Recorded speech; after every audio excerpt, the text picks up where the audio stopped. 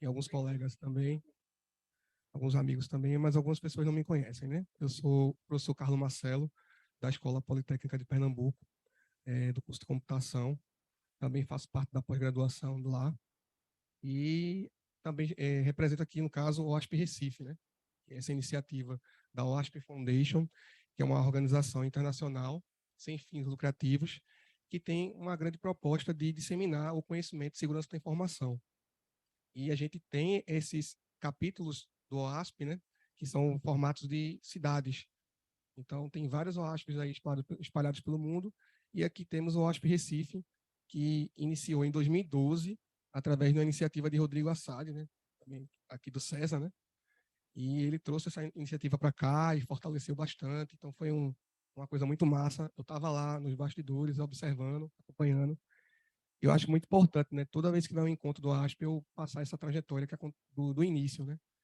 E a gente está retomando esse episódio do OASP Recife aí, e agora, de uma forma muito sensacional, que é uma parceria com a Tempest Security Intelligence, o nosso amigo aí, o Gerson, ele vai falar um pouquinho com vocês, e a Tempest está dando um apoio fundamental para a gente conseguir capitalizar essas pessoas chegando aqui, acompanhando, né, a informação que a gente tem para passar.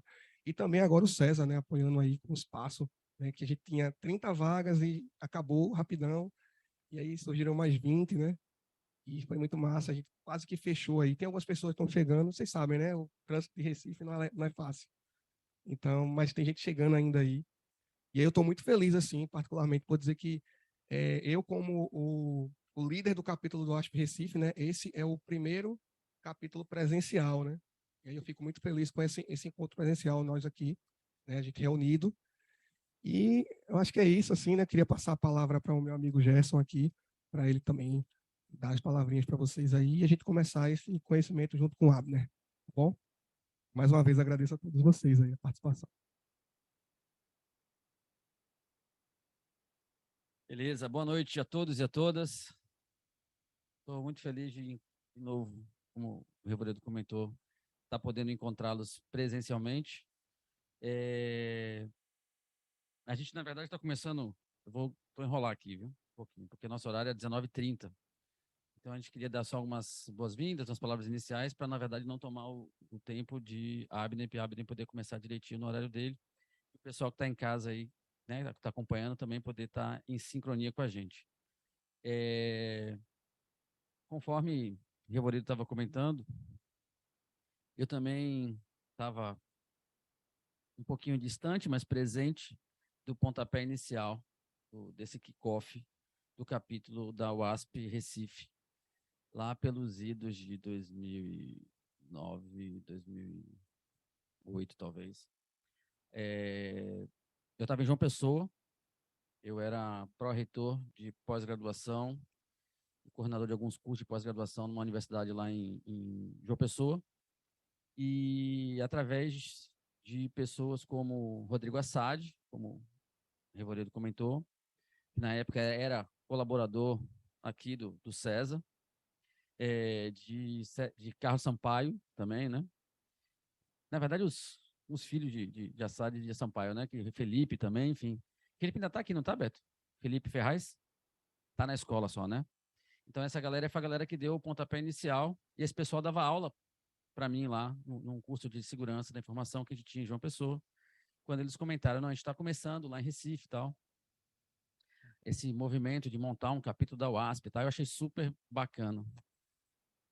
Aproveitando que você está aqui, Beto, foi exatamente na época que Cidinha estava tocando aquele evento nacional lá de software, de teste de software, não sei o quê, aquela conferência toda. Então, era um momento muito rico, de muita coisa acontecendo aqui em Recife. E, enfim, e foi muito bacana esse movimento.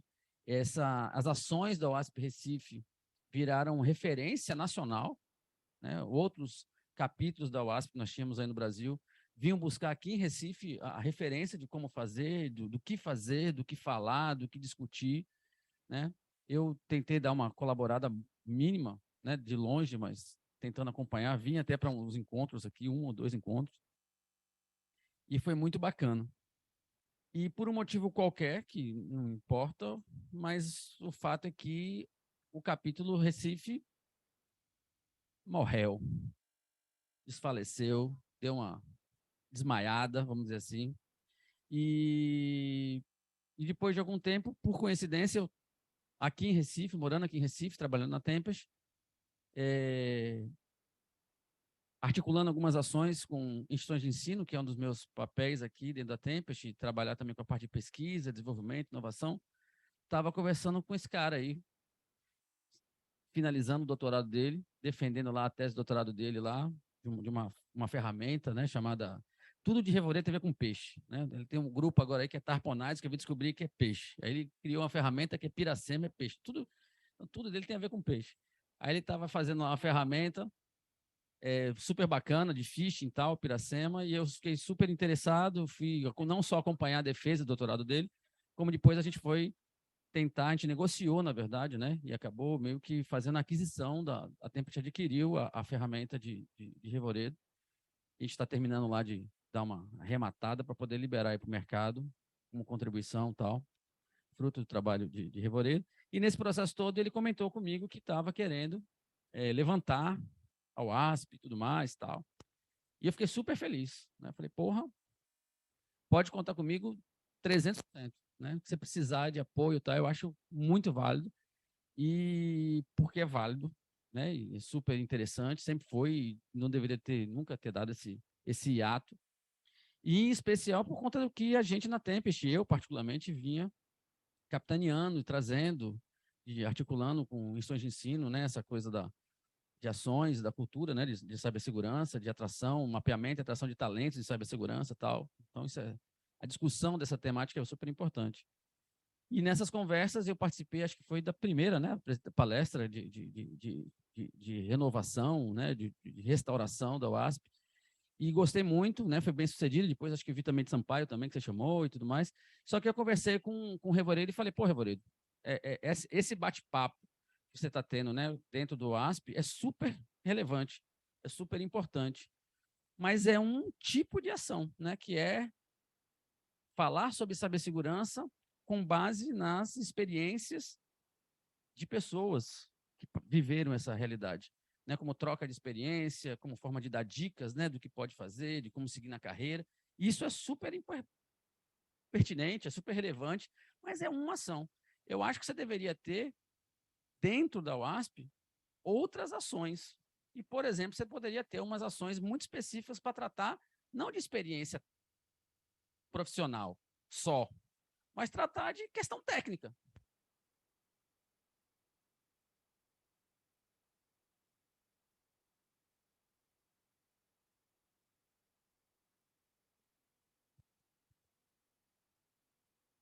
É, então, devia outras ações. Vamos começar a falar de questão técnica mesmo, vamos discutir.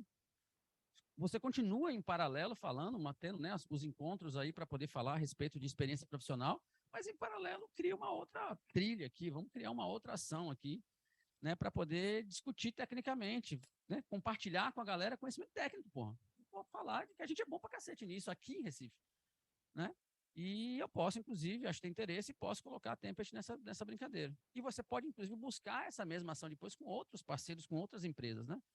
E aí eu falei, não, a gente vai patrocinar, então, essa ideia, e a gente criou o Tempest Tech Sessions, né? Então, o Tempest Tech Sessions é uma ação, um patrocínio da Tempest, dentro da UASP, para a comunidade UASP Recife, com o objetivo de trazer discussões técnicas relevantes, compartilhar com vocês conhecimento técnico e experiência técnica que a gente tem vivenciado em pesquisas dentro da Tempest.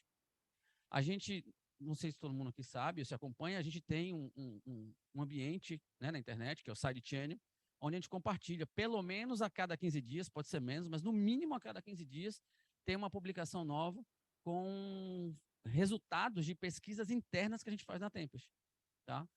E eu falei, não, vou pegar alguma dessas resultados e a gente vai levar uma vez a cada 3 meses, né, de maneira trimestral. A gente vai, então, marcar um encontro para poder bater um papo sobre isso, seja com uma palestra, seja com um workshop, uma coisa mais mão na massa, seja com um mini curso.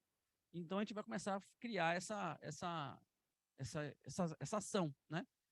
E a gente está aqui. A gente fez a primeira, foi muito bem sucedida, né? Bem modesta, assim, com pouca divulgação, e deu, sei lá, umas 50, 60 pessoas, mais ou menos, na primeira, sem a gente falar nada. Então a gente falou, porra, esse negócio chamou a atenção da turma, vamos fazer a segunda. Então nós estamos hoje fazendo a segunda, e a gente teve a ideia, né? Como estava melhor a história tava, né? Melhor a história da Covid. A gente falou, não, então vamos fazer híbrido, vamos fazer metade presencial e metade, né? Quem não puder vir presencial, porque tem outras pessoas aí em outros locais e tal, fazer remoto, né? Então isso está acontecendo. Tem um pessoal em casa. Hoje nós tivemos, me corrija se eu estiver errado, mas foi umas 120, 110 inscrições, ou 110, 120 até o final da noite agora, inscrições para o pessoal assistir de maneira remota. E a gente teve aqui, acho que foi 57 inscrições para presencial, né? A gente inicialmente ia fazer essa ação presencial lá na própria Tempest, no escritório da gente aqui, no Passo Alfândega, aqui em Recife. Só que a gente teve um problema lá no Passo, não é nem no escritório, foi no Passo mesmo lá. Eles estão fazendo uma reforma gigantesca lá. A gente já causou esse problema lá. Na Tempest fosse instalar lá, a gente, né, teve que fazer uma reforma gigantesca para instalar a gente lá. E está chegando mais duas grandes empresas lá no Passo agora, eles estão reformando. E chegou no momento da reforma agora que os caras falaram, ó, o barulho vai ser insuportável, a poeira também. Então a gente decidiu essa semana não abrir lá a Tempest. E imediatamente, Beto, aqui do César School, a gente tinha batido um papo agora recente e tal. A gente vai falar para vocês ações super interessantes que a Tempest está fazendo em conjunto com o César School no final dessa palestra hoje. E aí falei, porra, concatena, liga direitinho isso. Então, por que não fazer isso no César School? Até para a gente já mostrar até o quanto a gente está dando a mão dada, e isso vai contribuir, por exemplo, para a comunidade também da UASP, né? Então, bem rapidinho, a gente conseguiu aqui organizar essa estrutura fantástica aqui que o pessoal do César School possui para poder estar realizando esse bate-papo com vocês hoje, certo? Então, eu consegui ganhar tempo. Então, a ideia qual é? A gente, então, poder trazer para vocês uma apresentação. Essa apresentação, na verdade, não é inédita, já é a terceira vez que a gente vai apresentar, mas nas duas primeiras foi um sucesso absoluto. Então, Abner, ele vai se apresentar melhor, ele trabalha com a gente na equipe de consultoria técnica lá da Tempest. O pessoal da consultoria técnica é o pessoal do hacking mesmo pesado lá da Tempest, né? É a galera que participa dos projetos de pentest, ATM teste, ATM pentest, carro pentest, enfim, tudo teste, né? E ele trabalha lá e ele fez essa apresentação, isso é fruto de uma pesquisa que ele fez, né? E ele já fez essa apresentação na B-Sides, que eu fiquei sabendo que foi uma repercussão enorme. Agora, mais recentemente, a gente fez o Tempest Academy Conference, lá no Centro de Informática. Ele também teve sala cheia lá novamente. E a gente também tinha programado já fazer aqui na UASP, né? Então, mais uma vez também estamos com sala cheia, estamos muito felizes. Então, acho que vocês vão curtir muito o que ele vai mostrar para vocês, é uma coisa bem legal. Para quem gosta de cibersegurança, tomar cuidado com os termos aqui, que o pessoal está em casa também. Mas, enfim, o pessoal vai curtir muito, vai achar muito interessante. E fiquem à vontade para poder fazer perguntas, interagir e tudo mais. No final, a gente vai ter, como eu falei, um sorteio dos negócios que a gente trouxe para vocês aí. Vamos ainda também divulgar umas informações interessantes que a gente está fazendo aí com o César School. E vamos oferecer para vocês um ambiente aí, porque acho que isso é uma das principais contribuições da UASP, o networking, né? Então, a gente vai ter um momento aí para poder bater papo, trocar ideia, fazer networking. Vai ter aí um shopping que a gente trouxe aí para vocês, aí para quem curte. E também um comes e bebes aí para a gente poder bater um papo e ficar num ambiente legal como sempre deve ser. Sempre foi e a gente quer continuar investindo a ser daqui para frente, certo? Então, eu espero que vocês curtam bastante aí. Em nome da Tempest, agradeço a presença de todo mundo, o pessoal que está em casa também, agradeço aí mais uma vez, a presença e participação, mesmo que remota. E tirem proveito o máximo possível aí. Tem umas piadas que a gente vai ficando velho, não sei se pode fazer, né? Mas assim, eu vou dizer, Abner não é aquele negão da C&A, mas use e abuse. Mas aí vai saber, será que o pessoal lembra dessa propaganda ainda, né? Do use e abuse? Mas então, use e abuse aí, tire bastante proveito de Abner. Ele tem bastante conhecimento técnico, é um cara que curte compartilhar, ele não é aquele tipo de cara que gosta de segurar a informação, ao contrário. Como é a cultura da Tempest, né? A gente tem muito essa coisa de querer compartilhar mesmo. E eu acho que vocês vão curtir bastante, tá bom? Obrigado pela presença, espero que vocês gostem. A gente vai conversando aí ao longo da noite, tá bom? Com vocês, Abner.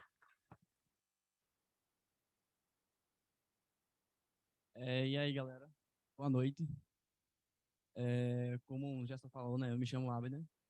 E aqui a apresentação que eu vou fazer é basicamente foi o resultado da pesquisa que eu fiz no final do meu estágio. Para quem não sabe, a Tempest tem um programa de estágio, né? E nesse programa existem vários módulos. E sempre no final, ali no último mês, assim, de 6 meses, você tem que desenvolver uma pesquisa e tudo mais. E meu tema foi justamente esse, Kubernetes. Eu não fazia ideia do que era Kubernetes quando me deram oferecer esse tema. Eu só achava o nome engraçado mesmo, Kubernetes, e é isso aí, aceitei. Mas, com o tempo, eu percebi que era um negócio muito, muito massa e que valeria a pena, por exemplo, compartilhar.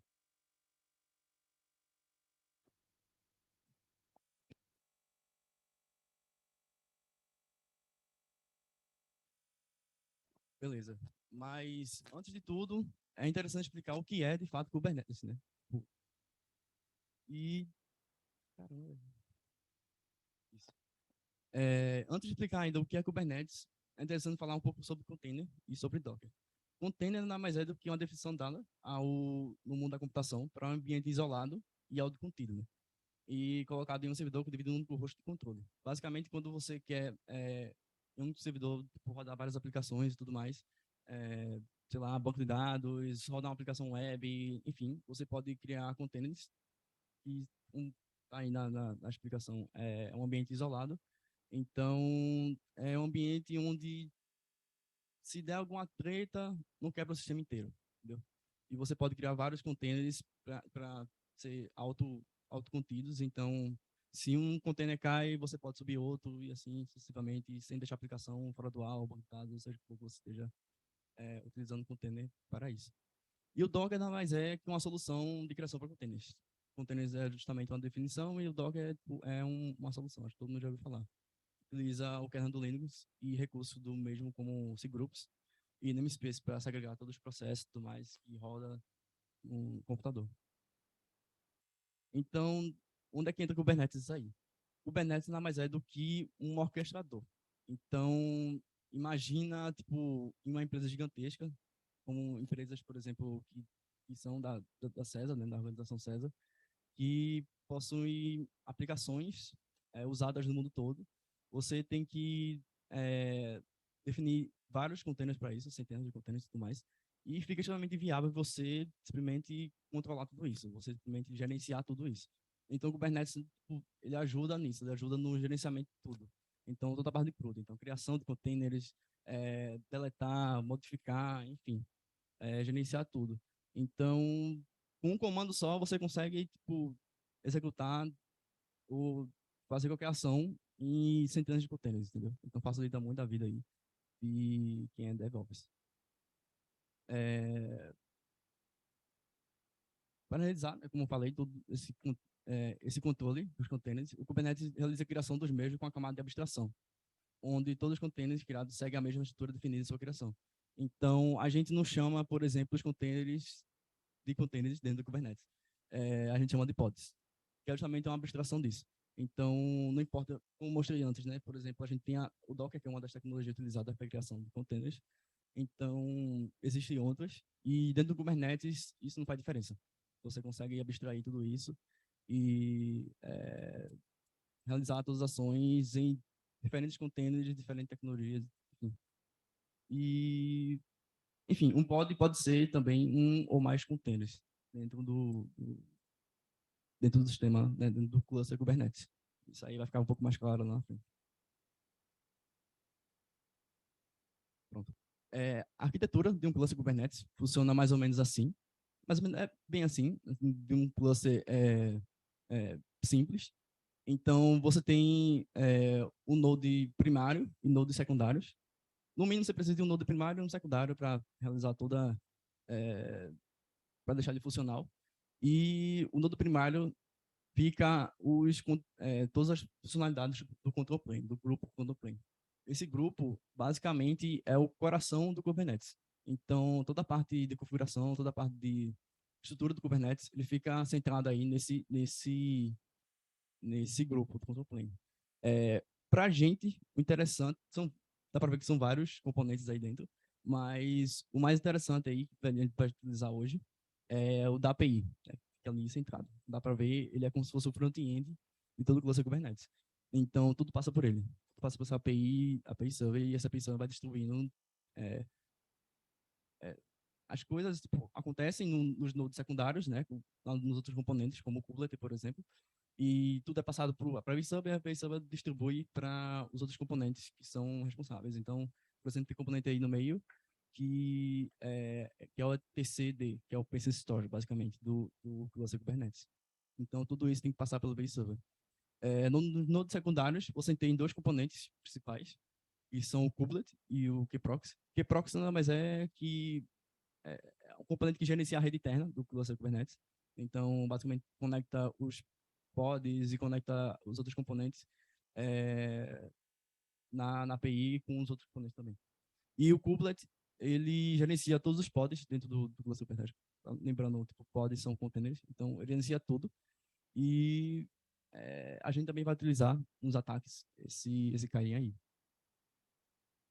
Bom, aqui tem algumas definições que a gente precisa saber antes de tipo, seguir. Né? Eu estou soltando vários termos aqui e às vezes fica difícil de seguir sem saber. Mas, como eu falei, né, é a menor unidade deployable que você pode criar e gerenciar dentro do Kubernetes. Ele realiza a abstração do container, tanto que nele é possível se ter é o mais comum, ou mais containers. Colocando em termos de Docker, é similar ao grupo de containers de Docker que compartilha tanto o namespace quanto volumes do file system. Então, por exemplo, eu posso ter um pod chamado Apache, pod Apache ali, e isso é contado como um único pod. Mas você pode, utilizando no momento da criação desse pod, você pode colocar, por exemplo, 10 outros containers dentro daquele pod. Entendeu? Então, você vai gerenciar, como eu falei, você pode gerenciar utilizando um único comando, que é do pod Apache. Você pode gerenciar todos os outros containers ali que estão incluídos. Então, é como se fosse cópias mesmo para manter a persistência, por exemplo, de um sistema que está online. Então, se um cai, o outro sobe ali, enfim, automaticamente. Tem um termo também que a gente vai utilizar bastante, que é o Service Account. Quem já mexeu com o GCP está ligado que é isso. Mas é um recurso que é gerenciado pela API do Kubernetes, com o intuito de entidades criadas pelo Kubernetes com alguns pods autenticar-se na API Server ou algum serviço externo. Basicamente, ele diz tipo, exatamente o que um pod ou algum outro componente pode fazer dentro do cluster Kubernetes. Então, basicamente, você tem ali service account de admin, service account de usuário X, Y, Z, enfim. Aí, é interessante você ter isso bem definido, é uma parada extremamente importante. E o perigo disso, né, que eu vou mostrar depois, é que, por padrão, é criado o default, né, desse server account é criado com acesso a admin. Então, eu imaginei que quem já mexeu um pouco mais com a parte de segurança sabe que isso não é muito interessante de se fazer. Mas, aí, no namespace, e é outro termo que a gente vai utilizar, parecido com o recurso do namespace do Docker, o namespace do Kubernetes é utilizado para isolar recursos em determinados grupos. Por exemplo, é possível isolar recursos como service, pods, deployments, que são outros recursos dentro do cluster Kubernetes, de determinada aplicação, onde outra aplicação não tem acesso a mesmo. É possível também, por meio de namespace, isolar recursos de hardware e cada namespace. É praticamente o cluster virtual dentro do cluster já existente. Então, é uma forma de organizar. Então, você pode ter um namespace de desenvolvimento, para você fazer todas as interações que precisa fazer ali na fase de desenvolvimento da aplicação, na fase de desenvolvimento que você estiver desenvolvendo. E também você pode criar um namespace de produção, por exemplo. E ali você determinar diferentes recursos para cada coisa, conforme a necessidade. Temos também o role, que vem de RBAC, que é Role Based Access Control. Nada mais é do que uma forma de regular os acessos da funcionalidade do Kubernetes, como CRUD de determinado recurso. O role pode ser vinculado a todos os objetos criados, incluindo até o próprio cluster no geral. Isso é bem ligado ao Service Account. Então, imagina, tipo, o Service Account é como se fosse um token mesmo, que você vai utilizar ali para autenticar. E, no caso, o componente, né, do cluster, por exemplo, autenticar no cluster. E o role são as regrinhas que você vai definir. Aí, como eu falei, você pode criar um role para, tipo, regras para um cluster no geral, assim, ou então algo mais específico, né, como para um determinado pod, um determinado componente e tudo mais. Tem também o kubeconfig. O arquivo kubeconfig nada mais é que um arquivo do tipo YAML, que possui credenciais ou um token de acesso para a aplicação do cluster. É basicamente, tipo, no cluster Kubernetes você pode usar um command line para realizar as ações dentro do cluster, então, que é o kubectl. E sempre que você vai fazer alguma ação, você tem que passar, por exemplo, o usuário, senha ou então um token de acesso para você determinar, eu sou fulano e eu quero realizar essa ação dentro do cluster. E sempre que você vai realizar tipo, um comando, você tem que passar isso. Então, para facilitar a vida, você pode definir um arquivo tipo config, colocar lá as credenciais que você precisa colocar, e aí, basicamente, você só tipo, executa o comando que precisa executar no command line e tudo certo. Não precisa ficar passando o credencial o tempo todo ou token de acesso. E também tem o secrets, que é um objeto que contém dados sensíveis. Para mim, tipo, é um dos mais importantes aí, que está vinculado àquele etcd que eu mostrei, que é o Storage Persistent. E como credenciais de banco de dados, tokens chaves ou até meio certificados são objetos que armazenam informações que não seriam seguras armazenar nas especificações do pod, ou na imagem de algum container. Então, por exemplo, no momento que você for fazer um deploy de algum pod, você pode tipo, criar um arquivo do .yaml ali, colocando todas as especificações, tudo mais naquele pod. Então, se for, por exemplo, pod de banco de dados, você vai precisar colocar as credenciais daquele banco de dados ali. E todo mundo sabe que isso não é interessante, né? Porque se esse arquivo vaza também as credenciais. Então, é interessante você adicionar as credenciais dentro do secret e ali você só referencia a, a, a credencial. Então, basicamente, isso só referencia de onde está, de fato, no objeto do secret. Pronto. Essa chuva de informação aí, eu sei que é muita coisa e é difícil de acompanhar, mas com as POCs aqui, os atalhos e tudo mais, vai ser mais fácil de entender.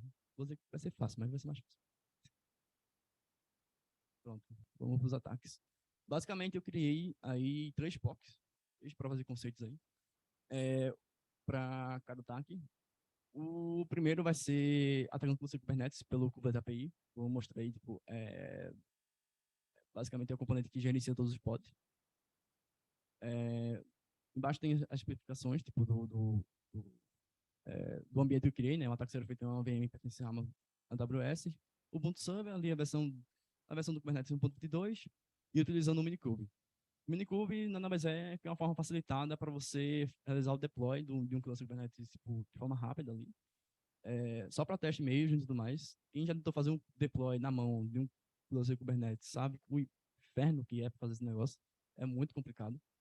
E se você, por exemplo, for utilizar serviço da Amazon como o EQS ou de algum outro serviço na nuvem, como Azure, enfim, GCP, é muito caro. É uma parada até que quando eu estava fazendo a pesquisa, eu tive que montar um ambiente. Eu pensei justamente em montar um ambiente na Amazon e eu olhei ali o serviço do EQS, vai facilitar a minha vida, né? Vou usar o EQS ali para montar esse ambiente.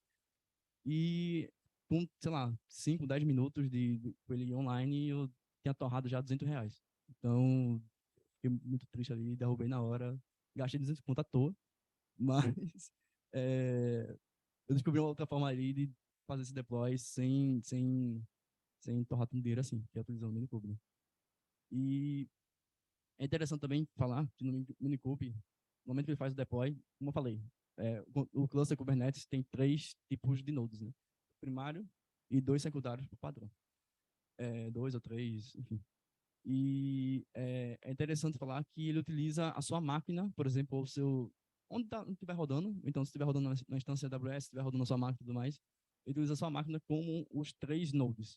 Então, na hora que estiver rodando com o Kubernetes, rola uma abstraçãozinha ali, cada coisa, mas em teoria está rodando tudo pertencente ali, contido naquele sistema, do seu sistema operacional. Isso é interessante para um dos ataques, que eu vou utilizar aqui para pular, por exemplo, no momento que a gente conseguir acesso administrador no cluster Kubernetes, a gente pode pular para o sistema operacional de onde está rodando esse cluster. Daí escalar com pós-exploitation da vida e tudo mais. O segundo seria atacando o cluster Kubernetes pela API Server. Como eu mostrei lá, a API Server né, é o front-end do cluster Kubernetes, tudo passa por ela. Então, o ataque será feito em um cluster local mesmo, assim, uma VM, por exemplo, no VirtualBox da vida, montei. O Ubuntu Server, Kubernetes também, uma versão menor ali, 1.18, e utilizando o Kine. O Kine também é outra forma de você fazer o deploy de forma facilitada do cluster Kubernetes. O problema desse Kine, diferente, né, do Minikube ali, é que o Kine cria containers para cada node. Então, imagina o sistema operacional, seu ali, rodando, ele vai criar containers dentro desse sistema e cada container vai ser um node. Então, meio que, por exemplo, a parada de escapar utilizando o Minikube ali não vai acontecer no Kine. Então, a gente vai ter que encontrar outra forma de fazer isso, de tentar escapar para o sistema operacional que está rodando o cluster. E o terceiro ataque seria side namespace, utilizando o hostpath volume seguro. Como eu falei, o DevOps pode criar diferentes namespace dentro do cluster Kubernetes, porque é um namespace de development ou de produção. Fique com isso em mente, porque vai ser importante. E também será feito um cluster local, então uma VM no VirtualBox da vida, o Ubuntu Server, Kubernetes e também o Minikube. Beleza, vamos começar pelo Kubernetes API. Basicamente, o objetivo desse ataque visa mostrar para o conceito como usar o Kubernetes API para executar o execution dos containers, ganhar acesso a uma shell interativa em um container rodando dentro de um pod, explorar dentro de credenciais de acesso à API Server, com o de você de mim, e gerar um container privilegiado escapado no node host. Beleza. E o que possibilita esse ataque?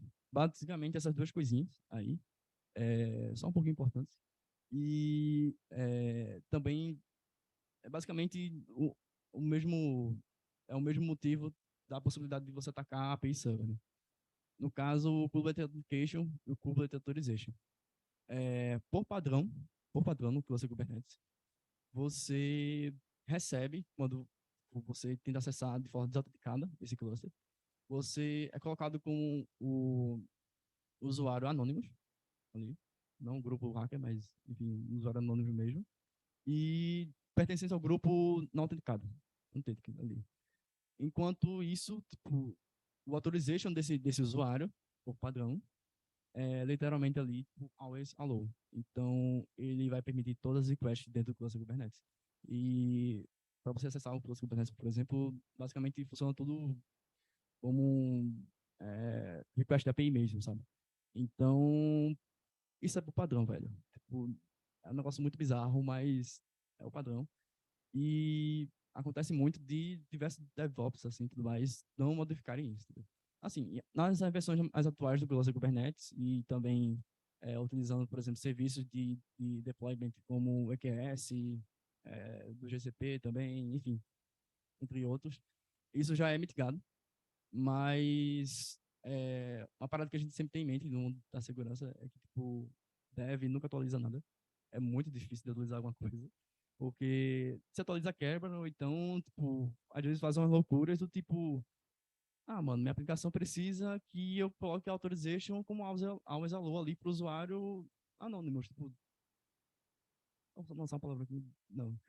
Usuário anônimo, sabe? E, tipo, dane-se, sabe? Eu preciso disso, é a forma mais fácil que eu tenho que fazer isso aqui, tipo, e é isso. Acontece às vezes esse tipo de coisa. Porque eu não entendo, mas acontece. Aí é bom que facilita a vida da gente, né? A vida de quem é hacker está tentando atacar a parada. Mas é sempre bom ficar atento, porque não é porque é a versão mais atual que não tá que não é possível fazer esse ataque, né? Como eu falei, o DevOps ali pode simplesmente desativar isso aí, essas duas coisas e bola pra frente, sabe? É isso aí. Aqui, olhando, por exemplo, no Shodan, caçando essa porta 10250 ali. É a porta padrão do kubelet. Então, como eu falei, né, você faz diversas requisições para o Kubernetes ali como uma API mesmo. E caçando essa porta, eu consegui, ela está exposta, né? Consegui ter acesso ali a 153.221 clusters Kubernetes, potencialmente vulneráveis no mundo todo. Eu digo potencialmente por quê? Porque não é porque ela está exposta que, ou então que eu conseguir fazer uma requisição para ela que ela vai estar vulnerável, como eu falei. Existem dois pontos. O Authentication, tipo, se tiver ativado o usuário anônimo ali, você pode até fazer uma requisição para o cluster. Mas se o seu autorização já estiver bem definido, depois se o usuário não tiver autorização de nada, então você não pode fazer nada. Mas, com certeza, dentro desses 153 mil aí, deve ter no mínimo um cluster Kubernetes que está vulnerável a esse tipo de ataque. E aqui é o nosso BRzão. São 717 clusters Kubernetes que potencialmente podem estar também vulneráveis a esse tipo de ataque. E agora a gente vai para a POC, né, o vídeo.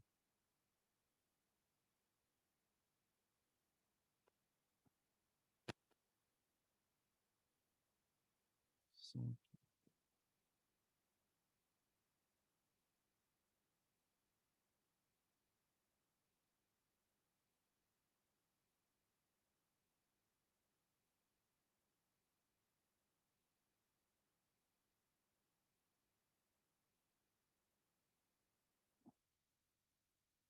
Pronto. Aqui, basicamente, eu estou checando. Acho melhor.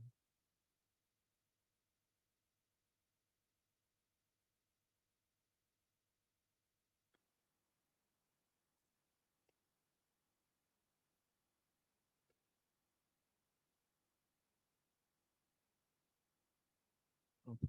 Aqui, basicamente, estou tentando acessar o cluster Kubernetes que eu uso deployment. Como eu falei, para esse primeiro ataque, eu fiz numa instância AWS da vida. Aí eu estou puxando basicamente a versão desse cluster. A porta que eu estou colocando, né, a 8443, que é a porta padrão da API Server ali. A padrão que o Minikube define. Mas a padrão mesmo assim de um cluster Kubernetes Tool é a 6443. E, enfim, assim, é padrão, né? Pode ser outras portas aí, a forma que um DevOps quiser definir.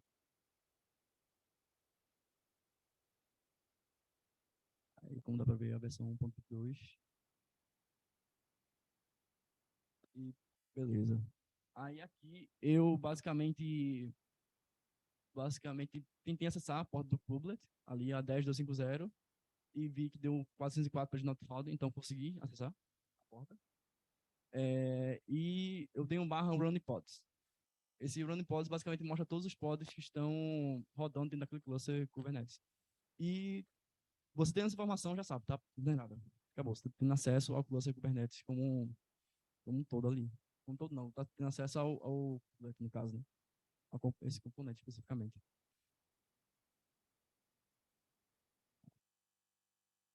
Aí eu só dei um grom para organizar melhor. E tem uma paradinha nisso aqui. Esse tiler. Esse tiler é um server component, tá ligado? O server side do Helm.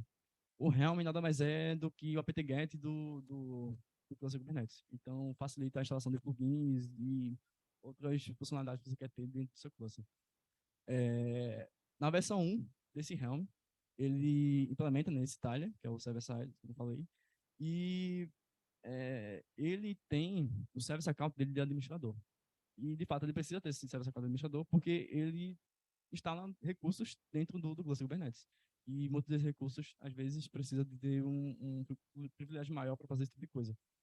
Então, o problema dele, em si, é que você consegue facilmente acessá-lo e puxar o service account desse tile deploy. Na versão 2, a versão 2 do Helm para frente, já não, essa parada já foi mitigada, mas, como eu falei, o Dev não atualiza nada, o DevOps não atualiza nada. Então, no momento que você for realizar o pentest em algum cluster Kubernetes, de forma atualizada, claro, de vez em quando você acha umas paradinhas dessas assim. E não necessariamente precisa ser o Tile, sabe? Você pode ter um pod ali, que também tem esse privilégio de admin, como eu falei, por padrão criado o serviço com privilégio de admin, e você pode ter acesso a esse pod. Então, pode ser qualquer um pod de Apache, um pod de bancos de dados, enfim. Você pode só puxar ali o service account dele e pronto.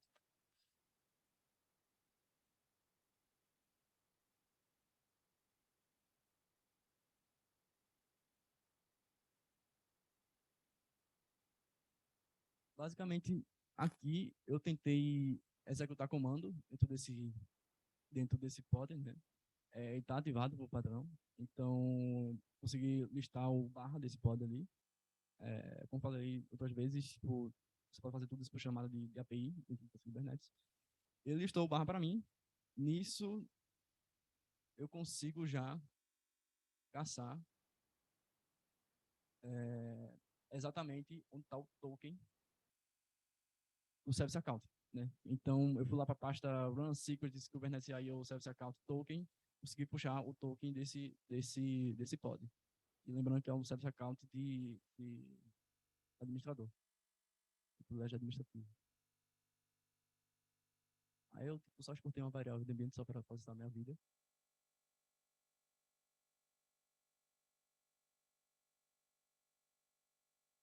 Aí aqui, basicamente, eu só fiz a aquisição para puxar todos os secrets desse Cluster Kubernetes. Eu defini ali o meu token, tá ali na variável de ambiente token, e não era para retornar isso, né? Mas como tem privilégio administrativo, retornou. Então, de todos os namespaces. Então, esse namespace, por exemplo, System é o namespace pertencente ao control plane lá. Aí consegui basicamente puxar todos os secrets, tudo. Então, assim, por exemplo, credencial de dados, certificado de acesso a alguma coisa, enfim, estariam aqui dentro do cluster Kubernetes, um cluster tipo, rodando aí em produção. Né?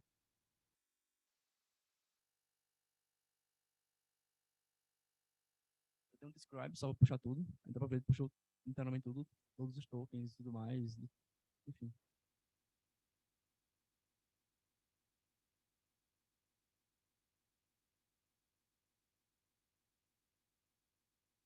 Basicamente aqui eu só tô fazendo uma investigação para facilitar a minha vida, para não ficar executando tipo, o tempo todo kubectl, e processar diretamente o pod.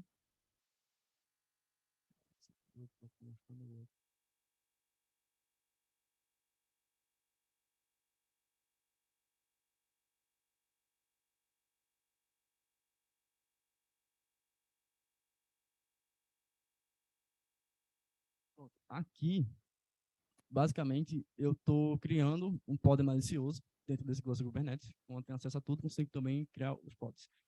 E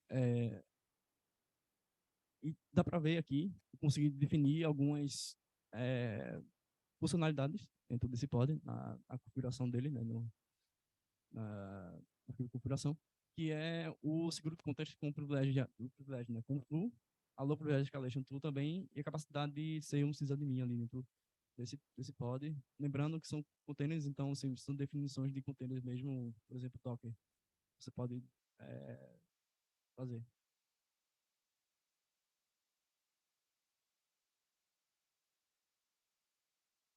Aí eu fiz o deploy desse pod ali, dos box rodando.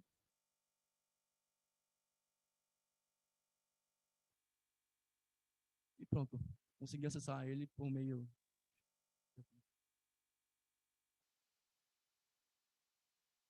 Você pode rodar dentro do cluster Kubernetes, tem a funcionalidade, né, do exec, para você rodar uma shell interativa dentro de um dos pods, se você quiser.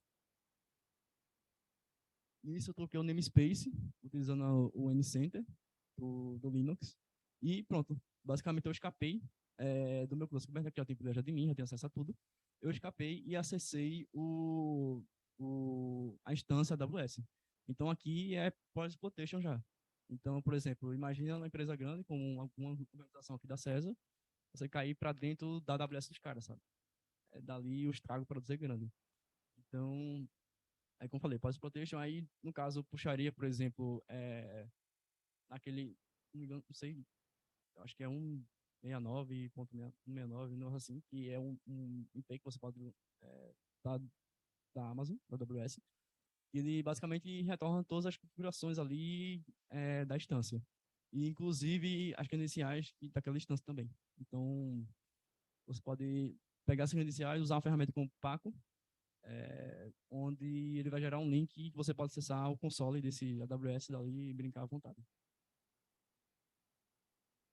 Basicamente, acho que eu vou Aqui, esse metadado aqui da instância. Então, 69.254, 69.254.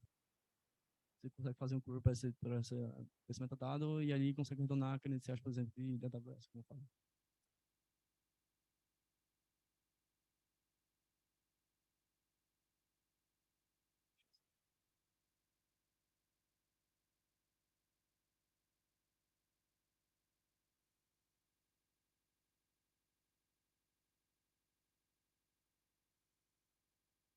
Basicamente, o caminho que eu fiz aqui foi esse. Do meu computador, eu acessei a 10.250, a porta do kubelet, da API do cluster. Acessando isso, eu acessei o container, Tyler. Do Tyler, eu peguei o service account dele, de administrador, para criar um pod malicioso. Dentro desse pod, tem permissões de sysadmin, e eu obtenho também um host PID. E com isso eu acessei tipo, o OS debaixo do cluster Kubernetes. Mas eu poderia fazer mais coisas, como eu passei lá no vídeo, mas vou mostrar isso no outro ataque. Que é, por exemplo, eu poderia, utilizando esse service account, poderia acessar a API Server, por exemplo, e daí acessar outros componentes, como eu mostrei, que foi o do etcd, usando os secrets. Ou então eu poderia montar todo o host desse sistema. Então, o root faz simples do node, assim, do servidor completo, né? E aí tem acesso a esses arquivos também. Aí, qual é a mitigação disso? No arquivo de configuração do YAML do kubelet, definir o campo anonymous auth para false, né? Então, você não vai permitir mais que usuários anônimos, que simplesmente não têm credenciais nenhuma, consigam acessar o cluster Kubernetes ou o Kubernetes API e tudo mais. Assim também como o campo authorization mode deve estar definido como um webhook. Então, você precisa ter, de fato, isso faz com que você precise, de fato, um service account ali definido para acessar o cluster Kubernetes. Não expor a porta 10.250 do clube da API para fora do cluster, não tem necessidade nenhuma de fazer isso. Nenhuma mesmo.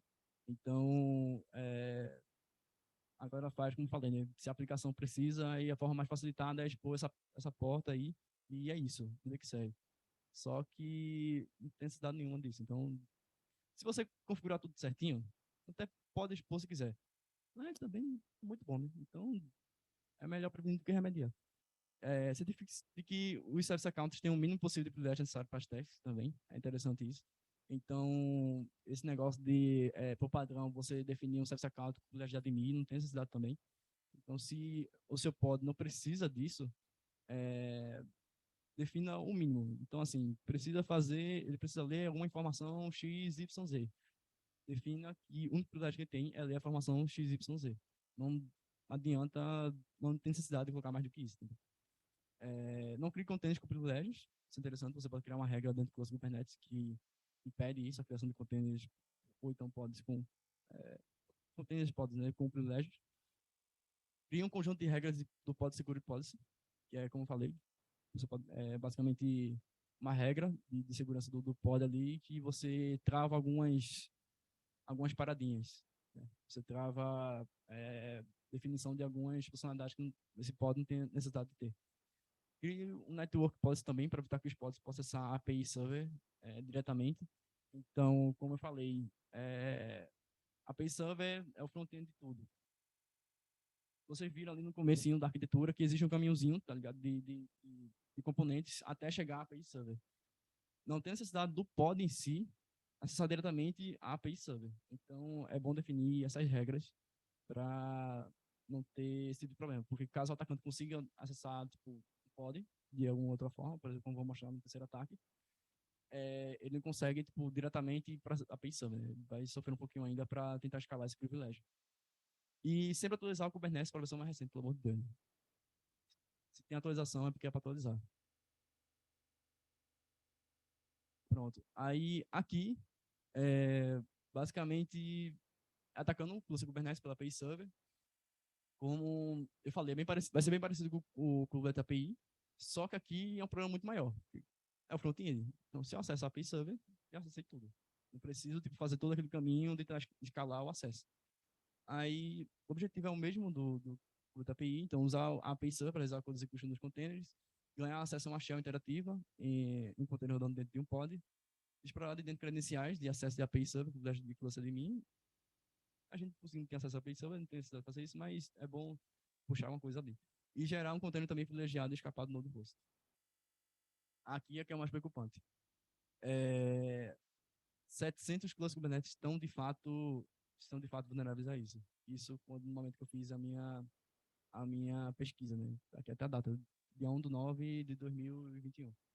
Então, cara, qualquer IP que você pegasse aí, poderia, não pergunto como você disse, mas qualquer IP que você pegasse aí, poderia acessar qualquer coisa que você quisesse aí dentro da API Server. Aí, analisando um pouco isso, deu para perceber que vários desses clusters Kubernetes rodavam o EQS e é sempre uma versão muito parecida. Então, por exemplo, dá 1.17.17, 1.17 também ali, 1.15.12 e assim, enfim, vai. Aí, percebendo esse padrão, deu para notar que versões menores ou igual a 1.8 da EQS, com a configuração padrão dele, né, estão vulneráveis ao ataque pela API Server. Atualmente, se eu não me engano, a versão atual do EQS é a 1.22 e eles dão suporte até 1.19. Então, mas mesmo assim, ainda tem nem dão mais suporte a essas versões e ainda tem cluster Kubernetes rodando essas versões do EQS. Como eu falei, agora não atualiza. Agora vamos por revisão.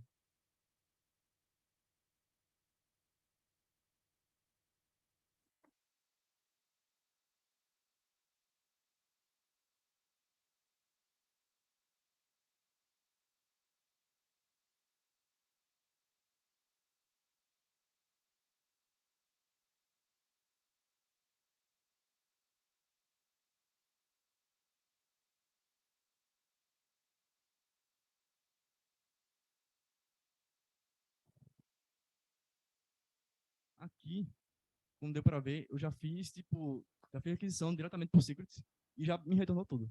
Então, não tem mais o que fazer aqui, né? Daqui já tá ganho essa guerra. Aí, daqui eu já posso brincar, por exemplo, tiver, como eu falei, né?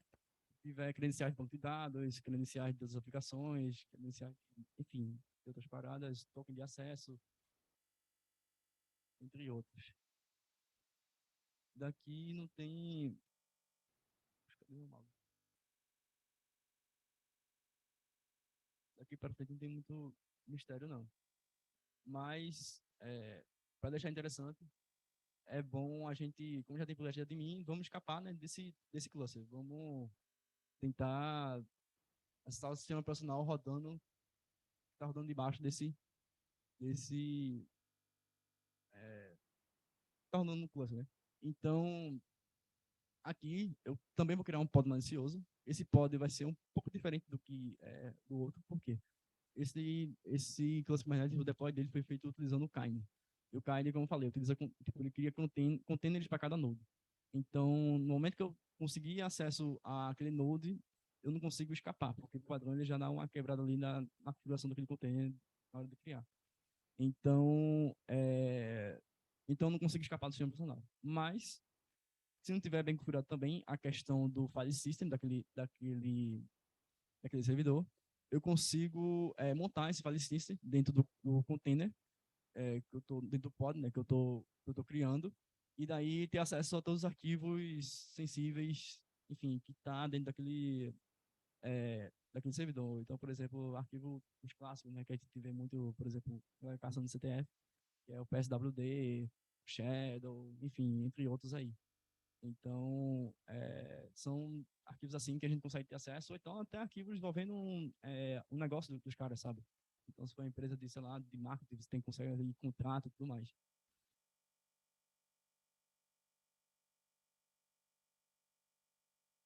Então, basicamente aqui, olha, aqui eu fiz, tipo, já uma requisito, como eu sei que, tipo, eu estou acessando diretamente a API Server, a API Server sem nenhum tipo de autenticação, então eu não preciso caçar token nenhum. Então, eu já passei, tipo, o username ali como notificado, e é isso. Aí, a porta da API Server, aqui definida também. Essa porta tá bem diferente das outras, como eu falei, tipo, a porta padrão é 6443, o Minikube lança a 8443, essa porta é uma porta aleatória que o Kind tipo, utiliza para fazer o deploy da API Server. Aí, passando no namespace do Kube System, eu vou criar dentro do grupo Control Plane esse pod. Eu posso lançar esse apply e aí o pod vai ser criado. Retornando os pods que foram criados, dá para ver lá que o BusyBox está rodando.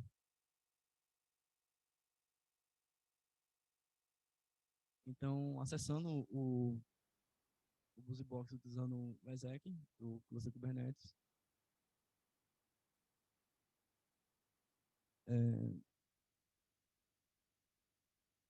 eu consigo acessar a parada, acessar o pod. Aí daqui eu estou basicamente mostrando que eu estou dentro de um... Eu tentei escapar, fiz aquela mesma parada do N-Center e tudo mais, tentei escapar desse pod para o sistema operacional. E aí ele me retorna, por exemplo, uma das pastas que estão dentro da pasta raiz é o kind. Então eu estou dentro de fato de um container. Não estou no sistema operacional em si, né? Aqui, por exemplo, ele mostra os nodes que estão rodando dentro do cluster.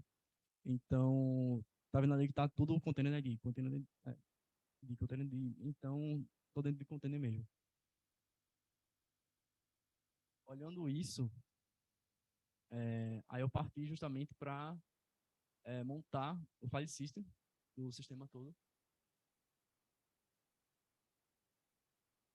Então, aqui, dando um fdisk da vida, eu consigo pegar o disco completo que está ali. Então, o disco -dev, olhando onde ele está, né? O -dev,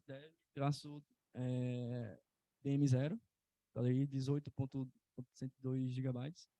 E sabendo onde está a localização desse file system, eu consigo montá-lo e aí montá-lo na pasta que eu criei, a pasta Tempest lá. E dentro dessa pasta eu consigo mudar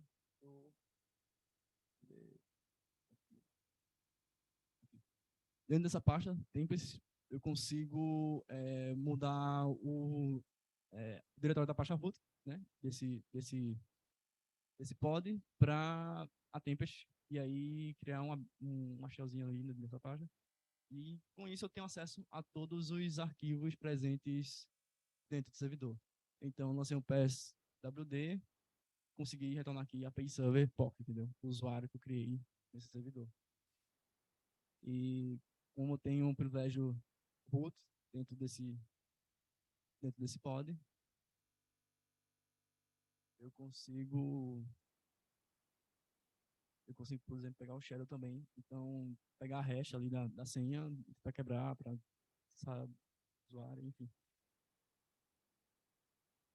Basicamente, é isso. Peraí, terminei da...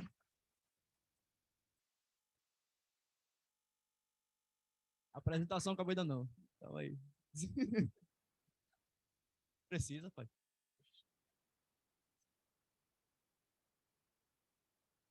O negócio é destruição, pô.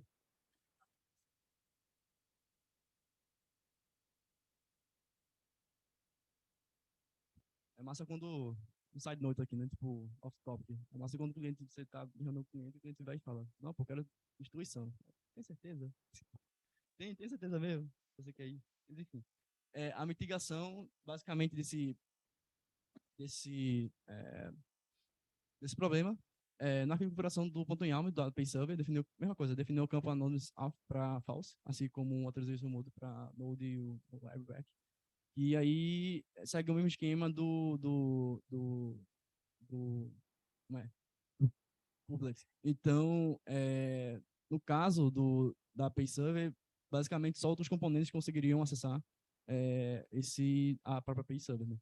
E uma coisa que eu não falei, todo componente dentro do cluster Kubernetes tem um arquivo de configuração, que é YAML, que você pode modificar e tal. E conforme necessário. Checar se o kube da API Server não está exposto à internet, permitir apenas acesso a APIs do cluster em redes internas. Então, mais uma vez, assim como o Kubernetes API, não tem necessidade de você expor a porta da API Server. Não tem necessidade nenhuma. Então, se não precisar mesmo assim, não expõe. Certifique que o Service Account tem o mínimo privilégio necessário para as testes, da mesma forma que o Kubernetes API. Não crie containers com privilégios também. Crie um conjunto de regras do Pod Security Policy, crie um network policy para evitar que os pods possam acessar a API Server diretamente. Então, deu para ver que é bem parecido a forma de mitigação da API Server com o Kubernetes API. Agora, para o último ataque, que é sair de namespace usando o host path volume seguro.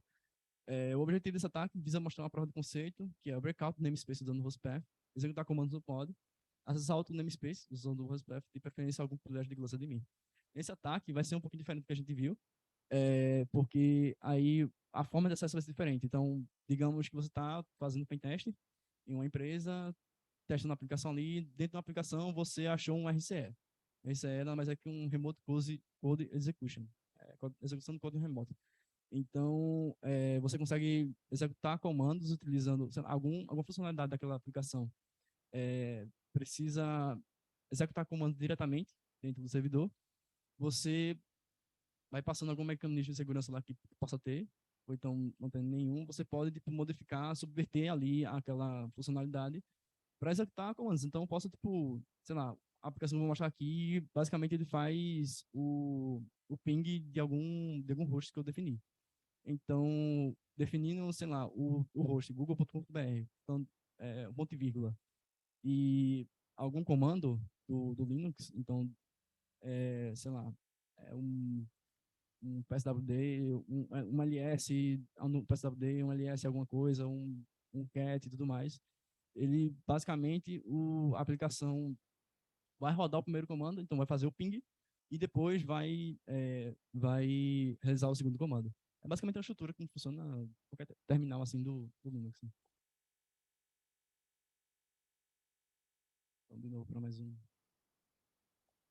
visão.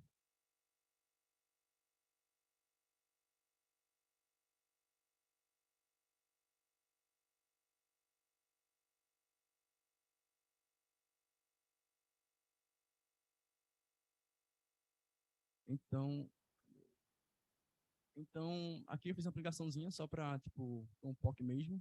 E, como eu falei, né, passa ali o host, ele vai fazer o ping do google.com.br, por exemplo.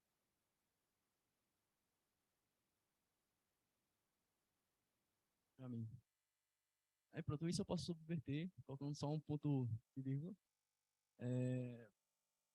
Isso provavelmente está rodando, sei lá, no PHP, onde por trás ele faz um exec underline shell e passa o comando, passa o host, né? Então, eu posso subverter colocando um ponto e vírgula ali e adicionando mais um comando dentro dessa funcionalidade. E aí, no momento que ele vai enviar, ele vai fazer, no caso, estou tentando fazer aqui um reverse shell. Então, vai pingar ali do meu terminal a conexão.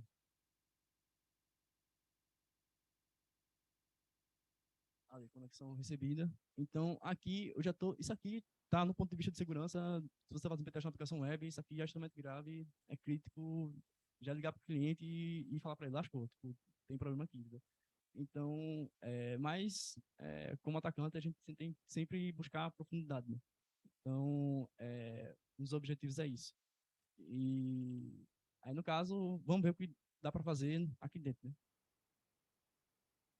Puxando o ID, estou com o usuário data, ok? O hostname, quando eu puxei ali, deu para ver que está rodando um pod, que é uma Apache PHP deployment.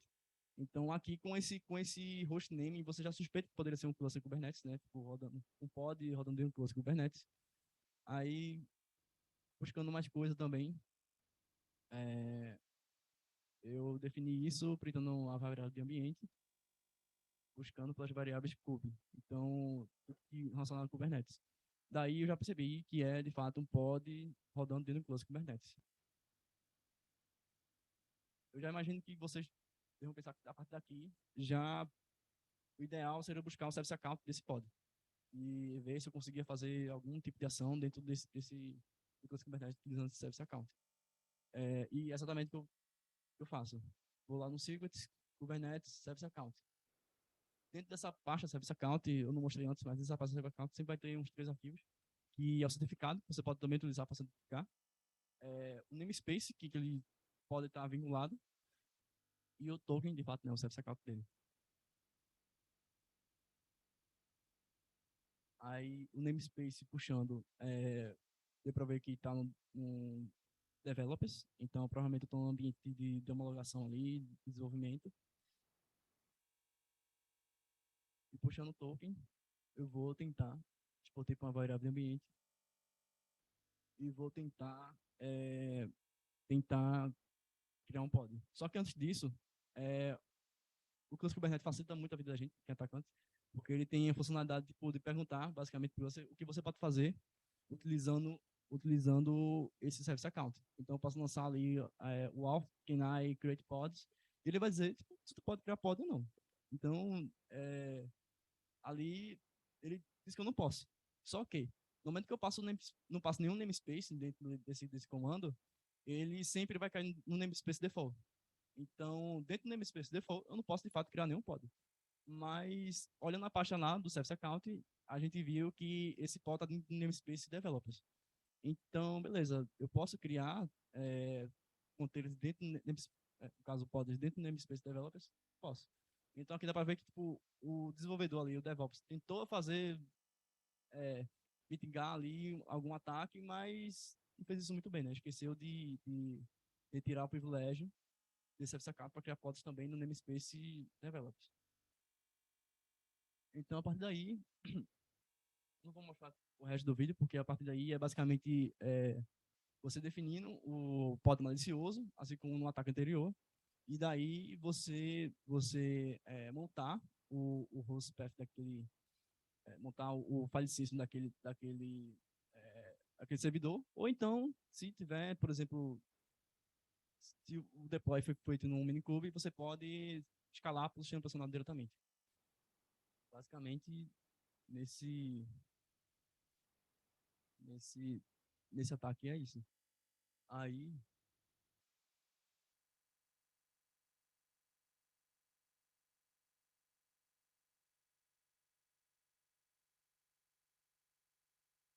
a mitigação. Qual seria a mitigação desse ponto aí? Aqui eu só coloquei mitigação relacionada ao Cluster Kubernetes, né? Então, não tem a mitigação relacionada ao RCE que a gente encontrou. No caso do RCE, é basicamente, cara, não deixar que o usuário modifique ali o input daquela funcionalidade.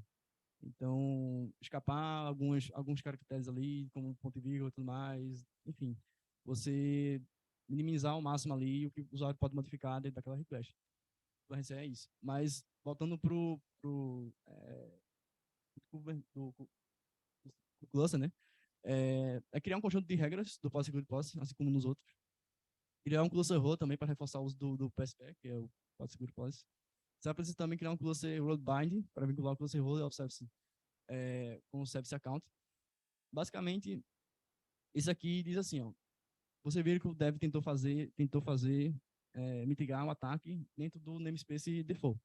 Ele esqueceu do namespace developers. Basicamente, isso aqui vai dizer, olha, não permita que o pod possa criar outros pods dentro de nenhum namespace. Então, vai ser uma regra para todo o cluster, isso aí. Não especificamente para um namespace só. Criar um service account por regras restritas ao que é possível para cada pod também. Assim como aquele negócio, né? Não deixar que o service account padrão seja o de admin. E criar uma regra de run as user para o container, a forma default permite privilégio de root. Então, uma parada que eu não falei também nos outros, é que no momento que você faz aquele exec.it para executar uma shell interativa, você sempre cai com um privilégio de root dentro desse pod. Então, é interessante também você simplesmente não cair como root, né? Cria um usuário ali, por padrão, no momento que você, na especificação ali do pod, quando você for criar ele, para definir apenas você só rodar com o usuário mesmo dentro daquele container e não com privilégio de root. Aí aqui Basicamente, é a matriz de ataques que foi criada pela Microsoft. Mostra basicamente todos os ataques desde março de 2021 para trás, né? E são possíveis de fazer com o cluster Kubernetes. O chitão marcadinho de pretos aí foi o que a gente utilizou nesses três ataques, todas essas vulnerabilidades que podem ser encontradas no cluster Kubernetes. O que estão de verde aí são novas técnicas que surgiram nesse tempo, e vermelho técnicas que pararam de funcionar. Então, por exemplo, como eu falei, o Tyler, o endpoint, né, do Tyler, a partir do Helm 2, eu acho que está na versão 3, se não me engano, a partir do Helm 2 já não é possível realizar esse ataque, mas por que eu ainda utilizei nisso? Porque é aquilo, Dev não atualiza, DevOps não atualiza. Então, em algum momento você vai encontrar esse container dentro de um cluster Kubernetes da vida, entendeu? Porque ou não atualiza, ou se atualiza esqueceu de excluir, enfim. Aí tá ali rodando e às vezes o cara nem sabe. Então, mas de todos aí, o único que tá de fato que tecnicamente assim não funciona mais, né? Esse do Tyler Endpoint. Aí todo o resto ainda é possível dentro do cluster Kubernetes. E tudo aqui é basicamente misconfiguration, como é o título da apresentação. Basicamente o cara não configurou nada direito, entendeu?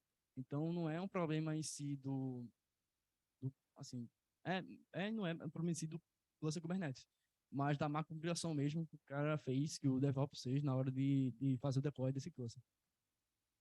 Aqui tem algumas referências que eu utilizei para o ataque. Esse primeiro link é o meu blog post que eu fiz. Então, basicamente, é toda a apresentação contida nesse blog post.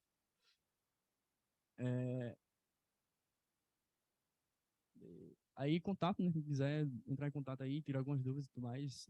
Talvez hoje tenha sido corrido, mas pode entrar em contato no LinkedIn, no Twitter. Eu não uso Twitter. Eu achei que depois que o Elon Musk comprou, deu ruim, então não uso mais esse negócio. E Instagram é isso aí. Aí, quem também tiver coragem de escanear o QR Code, pode escanear. Mas eu prometo que não tem nada nesse QR Code. Basicamente, outros links de outras redes sociais, por exemplo, o GitHub. No GitHub vai estar uma ferramenta minha lá, que é o K8S Killer, esse nome mesmo. K8S Killer, que é basicamente, ele automatiza todos os ataques que a gente fez. Então, deu para ver que esses ataques demoraram geralmente por 10, 12 minutos para fazer, com tudo funcionando, né, perfeitamente. Mas essa ferramenta que eu criei foi justamente um resultado da minha segunda pesquisa, porque a TEPS, né, quem não sabe, os estágios são 6 meses, aí você pode renovar mais 6 meses. Aí, nesses outros 6 meses, basicamente, a minha pesquisa foi desenvolver a ferramenta para automatizar esses ataques. Então, basicamente, nessa ferramenta, você só coloca lá o link do cluster, o IP do cluster, e ele vai testar, tipo, esses 3 ataques ali, vai dar o tipo para você se é possível fazer esse ataque ou não. E se for possível, já, tipo, você ali pressionando, sei lá, 1, 2, 3, as opções que tem lá, você consegue listar pod, você consegue fazer deploy já malicioso, já, tipo, com a especificação daquele pod já definido certinho. Então, quem quiser, tá lá no GitHub. Só escanear aí o QR Code. Prometo que não tem nada. E é isso. Obrigado.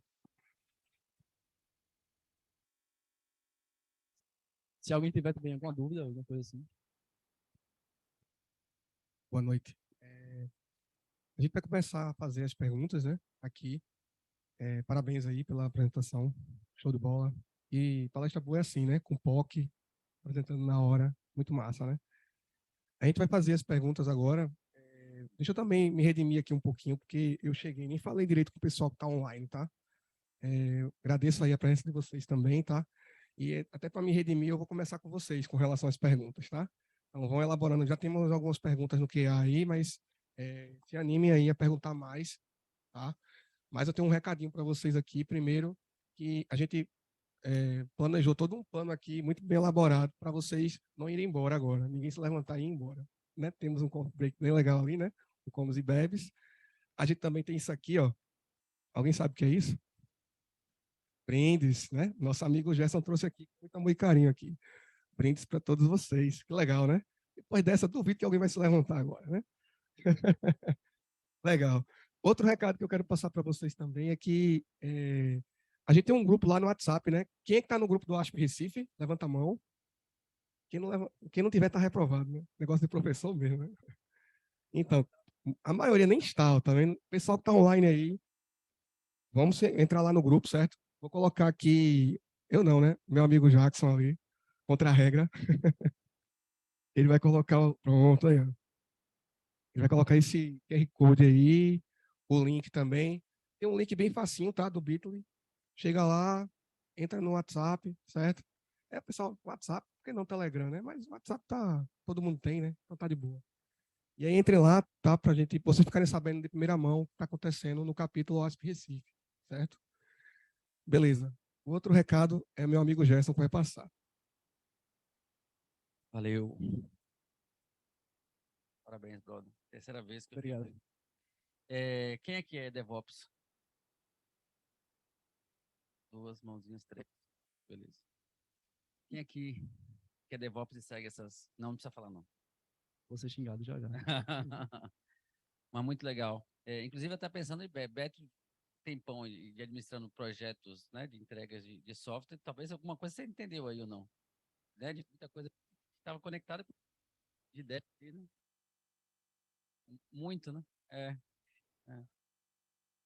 é. Na hora assim eu falei, não, pô, tem 20 anos que o Beto está entregando projeto de software, então tem muita coisa aí que com certeza ele deve estar acompanhando também.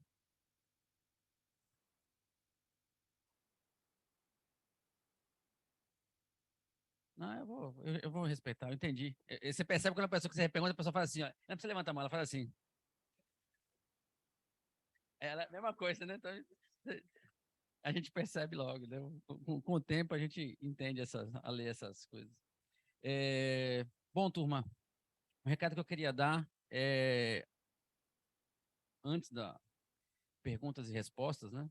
Então, talvez daqui a pouco o pessoal vai perguntar, e aí, como é que faz para poder seguir, acompanhar o que a gente está fazendo, o que vocês estão fazendo no nosso princípio? Então, Revoredo já botou aí, né? Acho que o grupo aí do WhatsApp tem dado muita resposta, tem sido um lugar da gente não só compartilhar, trocar ideia, interagir, né? Mas também comunicar dessas ações todas que a gente tem feito. E a outra coisa também, que talvez pode ser, eu vou ajudar, daqui a pouco o Revoredo vai estar mediando aí, né? Fazendo a mediação das perguntas e respostas. E muitas vezes, além das perguntas para a Abner, vem também perguntas em relação a essa gestão, né, dessas ações todas que a gente tem feito. E já da outra vez já tínhamos sido questionados, né, sobre o que a Tempest estava fazendo, se a Tempest tinha algum tipo de ação no sentido de contribuir com a necessidade da comunidade na parte de formação profissional, de conhecimento técnico e tudo mais. Isso que a gente está fazendo aqui hoje, o Tempest Tech Session, já é uma resposta para isso. Mas, além disso, eu também queria comentar com vocês hoje, apresentar para vocês aqui, praticamente em primeira mão, porque saiu a semana passada, e eu queria aproveitar e chamar Beto rapidinho aqui, junto comigo, para apresentar para vocês essa outra ação que a gente está realizando, em parceria e conjunto aqui com o César School. Não sei se vocês conhecem a história, mas assim, a Tempest nasceu dentro da Federal de Pernambuco, dentro do César, né? Então, a relação da Tempest e o César sempre foi muito próxima, né? A Tempest foi incubada dentro do César, né? Uma das primeiras empresas a ser incubada dentro do César. E desde então a relação sempre muito forte. E a gente já vinha ensaiando, planejando e namorando já há algum tempo algumas ações na parte educacional, tá? Então, eu vou deixar a Beto comentar aqui também, mas assim, para poder já apresentar para vocês, que já tinham questionado antes e podem também questionar hoje, que a gente está levando em parceria com o César School, com muito prazer, com muito orgulho, algumas ações também que a gente vai estar fazendo do ponto de vista de tentar levar formação profissional na área de cyber, de tudo esse monte de conhecimento, desse monte de competência que a Tempest detém para contribuir, né, com o mercado e também para poder a gente cada vez mais ter pessoas cada vez melhores formadas para poder estar vindo trabalhar junto com a gente está crescendo muito, sempre está precisando de novas contratações, né? E é uma dificuldade que a gente tem. Quando a gente contrata o pessoal às vezes ainda não está no nível necessário para poder atuar lá nos projetos e a gente tem que gastar um tempão ainda de formação dentro da empresa, tá? Então, eu vou deixar Beto comentar aqui de uma ação inicial que a gente está fazendo aí de 3 cursos e ele explicar um pouquinho e depois eu complemento. Pessoal, obrigado aí por terem vindo a essa ação conjunta aí com a Tempest. A gente aqui no SESA, a gente vê cibersegurança como um dos temas mais quentes para os próximos anos. E essa ação com a Tempest é um começo de um trabalho que a gente vai ter aqui na SESA School, certo? A gente vai ter, a partir de 2024, cursos de graduação em cibersegurança, tanto presencial aqui em Recife, quanto remoto para o Brasil todo. Então, a gente vê e acha, e é importante não só para quem vai trabalhar na Tempest com cibersegurança, mas todo mundo que trabalha em tecnologia tem que entender de segurança. E tudo que a gente constrói tem que ser seguro e proteger os nossos usuários, tá? Então, a gente está fazendo essa primeira iniciativa e o processo de trabalho da gente aqui é o seguinte, saber se tem demanda, certo? Vendo tanta gente, eu já mandei uma foto que tem demanda, mas o pessoal do marketing gosta de seguir o processo, certo? Então, a gente criou um hot site aí, tá? Que vocês podem acessar por esse QR Code, que tem 3 cursos, certo? Que a Tempest recomendou que poderiam ser bons cursos para a gente começar essa nossa parceria. E a gente gostaria de saber a opinião de vocês. Opa, faz sentido esse curso? Qual curso tem uma pegada maior? Então, ajudem a gente aí, a gente definir o nosso foco, tá? Acessem o QR Code. E a gente vai estar fazendo mais eventos aqui, certo? Para poder estar trazendo informação e conhecimento para vocês. Eu só tenho a agradecer aí a presença de vocês. É uma felicidade ver a sala toda cheia, certo? E um monte de gente aí no online. Parabéns aí pela a Tempest aí, pela excelente organização, a OASP. Prazer em conhecê-lo, certo? Já entrei lá num grupo do Twitter, preciso entrar no grupo do WhatsApp, vou entrar também, certo? A gente conversa aí depois. Valeu, Beto. É isso aí. E aí, só complementando o que o Beto comentou, a gente deu uma ideia, né, inicial, a gente falou assim, do que a gente entende aí de mercado, tem tido necessidade não só para contratação para a Tempest, mas muito também para a contratação dos nossos clientes, né? Essa mesma dor nossos clientes têm, tanto quanto a gente, né? De estar precisando de gente, né? No Brasil todo aí, a gente atende gente dentro do Brasil e fora do Brasil, e todo mundo sempre reclama muito, né, sobre a falta de pessoal mais especializado na área e tal. Tem empresa até que, mesmo sendo cliente parceiro, de vez em quando fica querendo levar embora uns hábitos da vida, a gente fica tentando proteger assim, né? Então assim, essa necessidade é uma necessidade muito latente, não só de Recife, né, nacional, internacional. E a gente está tentando fazer a nossa parte também aí, iniciando com esses 3 cursos, né, dentro da estrutura acadêmica do Cesar School, vai ser um curso de extensão, né? E a gente está até já, daqui a pouco o Beto vai estar, e a equipe dele toda aí vai estar oficializando também outras ações que a gente já está planejando fazer aí, de repente ainda complementar tudo isso. E pronto, então vamos seguir. E aí eu acho que de repente o Revoredo pode então tocar aí a parte de Q&A. Se precisar de algum apoio, eu estou por aqui. Eu acho que vai ter pergunta tanto para você, como também tem perguntas de maior. Legal aí, né, pessoal? As dicas aí, né? Tem quem ensine, quem empregue e quem dá palpite. Legal, tá completo hoje, né? Falando em palpite, o OASP Recife, ele é palpiteiro no sentido de disseminar o conhecimento de segurança da informação. E também eu não queria terminar a noite aqui sem dizer sobre o OASP Top Team, né? Que é o grande, vamos dizer assim, o carro-chefe aí do OASP. Quem não conhece, vai lá no Google, né? E bota lá. Na verdade, não, né? Vai no grupo do OASP Recife e pede lá, onde é que eu consigo essa cartilha aí do OASP Top Team, né?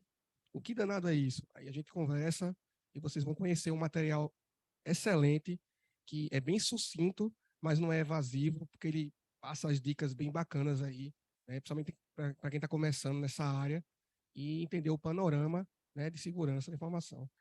E principalmente, como o Abner falou, e puxou muitas vezes a orelha aí, né? Desenvolvedor, né? E sempre acaba complicando a situação. Mas vamos lá, vamos voltar para as perguntas, né? Como eu prometi, né, vou começar com o pessoal que está online. E tem uma pergunta do Roberto Costa, que quais seriam as regras usadas para evitar as falhas em cada situação apontada dos ataques apresentados? Eita, né, desculpa.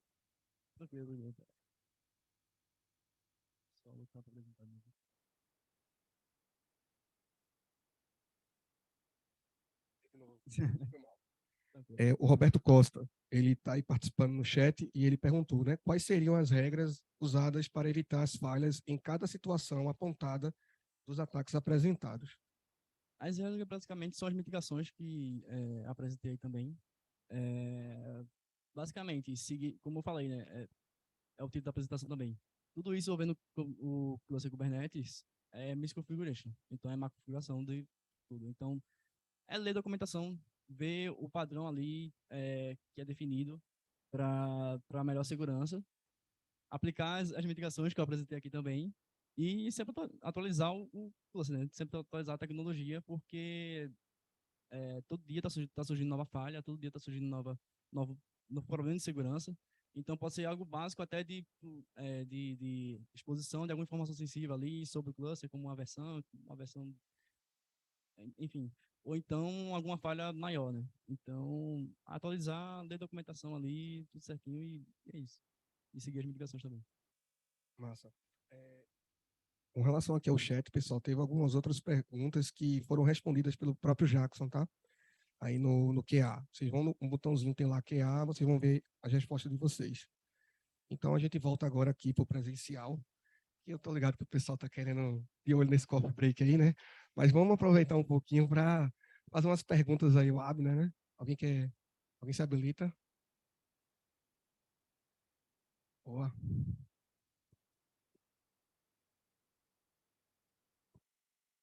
Quando você tem que fazer um teste, no caso, você tem que fazer o ataque para mostrar se o cliente está ou não exposto. Essa seria a ordem que você testaria? Exatamente o que você apresentou, ou teriam outras que você faria? Existem outras, vai de cada analista, vai de cada pessoa que vai fazer o teste, mas é sempre mais interessante seguir essa ordem mesmo por exemplo, você já recebeu o endpoint ali, o IP que você tem do cluster. Então, verifica a versão, tipo, olha, beleza, a versão 1.22, beleza. Joga no Google a versão e vê, tem alguma vulnerabilidade aqui já conhecida, algum ataque já conhecido para essa versão do cluster Kubernetes. Isso não só tipo, o cluster em si, entendeu? Então, qualquer aplicação web que você for testar, você testando, sei lá, um e-commerce da vida, você acha, pega a versão do, sei lá, da linguagem que está sendo rodada, ou então do web server que está sendo rodado. Então, aquele negócio, joga no Google ali, vê se tem uma coisa conhecida e vai, assim, por esse caminho, buscando o máximo de informação possível, tendo, que a gente chama até esse processo, né, de footprint, você pegando o máximo de informação possível ali, para poder ir avançando nos ataques. Aí tenta fazer requisição, ver que requisição você pode fazer, ver as requisições padrões. Aí, beleza, tentar modificar a requisição aqui, vou tentar, tipo, por exemplo, uma das que eu mostrei, né, que, por exemplo, o Running Pods ali, se você não sabe todas as requisições que você pode fazer, faz um brutezinho ali, se puder fazer, com outros endpoints, para ver se popa alguma coisa, para ver se aparece alguma coisa, e daí você vai. Exatamente. E sempre que achar uma coisa, tenta atacar de primeira ali. Se estiver bem complicadinho, tiver, cara, eu sei, no momento quando você começa a trabalhar com isso assim, tipo, depois de alguns anos você percebe, eu só tenho, vou fazer quase 2 anos agora no tempo, e no começo eu ficava bem perdido assim também, sabe? Tipo, eu ficava muito perdido, eu chegava nos meus posts, velho, eu não tô achando nada, lascou, não sei o quê. E com o tempo você vai pegando algumas coisas de, tipo, de olhar para alguma coisa está acontecendo na aplicação, algum comportamento, você diz, olha, cara, eu não estou conseguindo explorar isso aqui ainda, mas tem coisa aqui, entendeu? Tem um negócio estranho aqui. Então, guarda ali rapidinho, vai vendo outras paradas para ver se tem alguma coisa mais exposta. Se não achar nada, volta para aquilo, quebra a cabeça naquilo e perguntar também, né, no local de trabalho ali, com seus pares, com seus colegas, tipo, para ver no que ele pode ajudar. Tá certo, obrigada. Mais perguntas?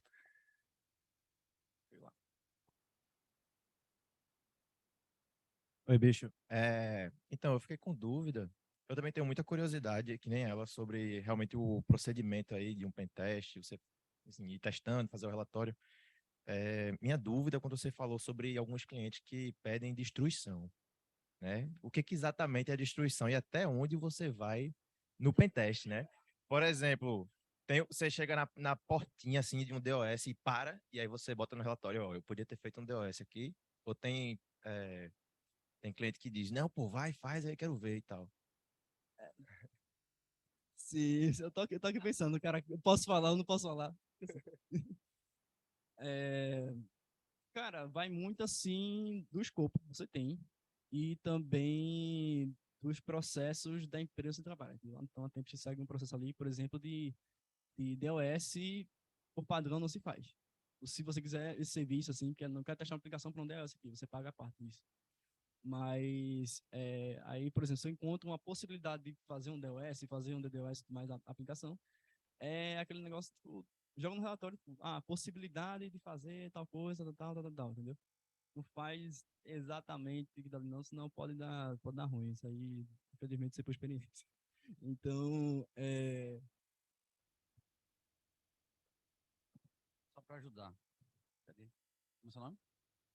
Eu vou responder agora aqui. Eu tirei o crachá, não sou Tempest. Eu vou responder como Gerson, cliente da Tempest, há 7 anos atrás.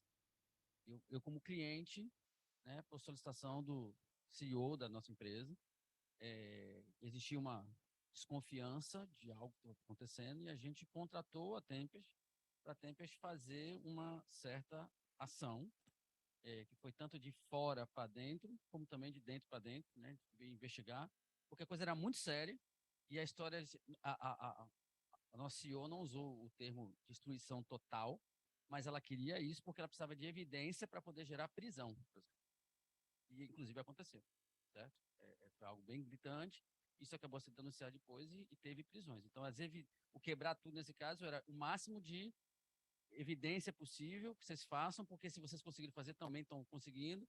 E isso tinha problema de desvio financeiro e tudo mais e tal, o que geraria uma denúncia. E inclusive, gerou prisão, entendeu? De pessoas envolvidas no esquema. Então, só para você ter uma noção, e eu não estou falando agora como tempo, mas como na época ainda cliente, algo que pode ser próximo do que a Abner está comentando. E aí, voltando ao meu crachá, é porque a gente tem um NDA, que a gente assina enquanto colaboradores, que a gente não pode tratar de situações de clientes e tudo mais, porque a gente vende segurança da informação, né? Então, a gente também não... Às vezes a gente quer falar, mas a gente não pode. ainda dá tempo, a gente fica sabendo. Caio, como usuário, certo? Como trabalhando com tecnologia há muito tempo. Imagina que você está na empresa, mas o sistema está rodando, a empresa depende do software. Então, eu não. Eu acho que é uma brincadeira, da hora que quebra tudo, mas na realidade você quer saber o máximo de informação para estruturar uma ação de modificação do sistema para poder tornar ele seguro. Porque muitas vezes a empresa depende disso, certo? Aqui no César a gente tem um sistema acadêmico, certo? O sistema acadêmico parar é caos, certo? Eu vou adorar que alguém da área de segurança fale, tem um problema aqui, mas se ele derrubar meu sistema, eu vou dar uma martelada com martelo daquele de palhaço no dedo dele, certo? Para ele nunca mais se esquecer, entendeu? Mas a gente quer saber, certo? Porque se ele for invadido, criptografado, por exemplo, a escola para, certo? A gente tem um sistema acadêmico aqui que a escola para. Então, acho que é esse o balance. Quando você está com o sistema vivo, com um monte de gente trabalhando, eu trabalhei em operadora também, a operadora parar 1 minuto é prejuízo. Você deixa de bilhetar lá, você vai bilhetar no próximo ciclo, você perde dinheiro. Então, eu acho que a maior parte das vezes você quer que levante o status, certo? Para a gente agir o mais rápido possível. Na minha opinião, enquanto usuário, certo? Eu não entendo muito de segurança, não. Mas é aquele negócio, tipo, segue o principal. Tá no contrato, você pode fazer. Não tá, você não faz. Simplesmente assim, sabe? Tem pessoas já querendo fazer pergunta, mas eu posso falar também a opinião de professor. Que eu digo aos meus alunos, instala o VirtualBox. Deixa a máquina offline. Cria os snapshot lá de boa da máquina. Aí tu derruba à vontade, cara. Né?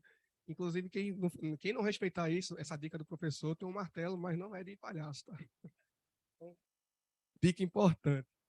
Mas vamos lá, assim, só também dando uma contribuição, assim, porque o Red Team, né? Esse cara é de Red Team, você viu, né? Ele chegou assim, tem que destruir. A galera já estava satisfeita, ele, não, tem outro aqui que eu vou destruir.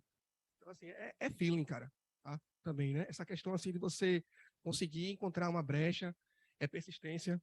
Então, por isso que eu acho muito arretado quem segue essa linha, assim, porque é perseverança, cara. E aí, aos poucos, você vai conseguindo adquirir esse feeling. Ali, aos olhos humanos, ali, o negócio tá muito seguro, mas no feeling você consegue quebrar isso aí. Mas aí quebrem no Dropbox, no VirtualBox. Beleza? Olá, o colega aqui quer fazer uma pergunta. Boa noite. Primeiramente, queria agradecer, foi fenomenal a tua apresentação, demais, me engrandeceu muito. Eu tenho duas perguntas correlacionadas. Primeiro, se o pod, no primeiro ataque, o Tyler, tu com o controle total dele, não seria necessariamente preciso criar um pod malicioso para poder escalar e pegar depois os tokens? E se tem como, através da API, assim que criar um pod malicioso, envenenar as outras pod para ficar mascarado, assim. Não sei se eu expliquei muito bem com a ideia que eu tive Sim, sim. para não ser detectado pelo DevOps depois, sabe? Sim. É possível, sim, fazer isso.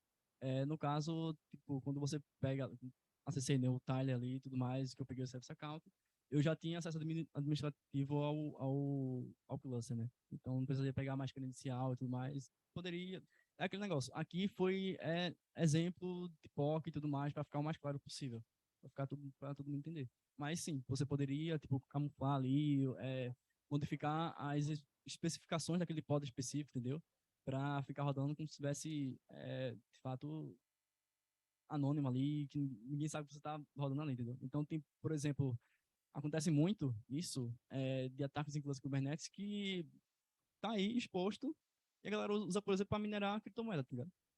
Ou cria pods para uma criptomoeda, ou então utiliza um pod já que não conseguir ter acesso para isso.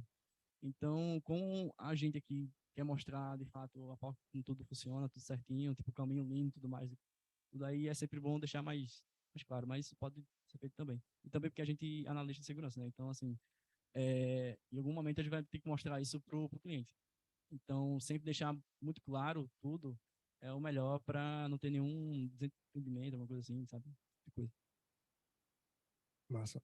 Mais uma pergunta lá do chat, né? O pessoal que está online.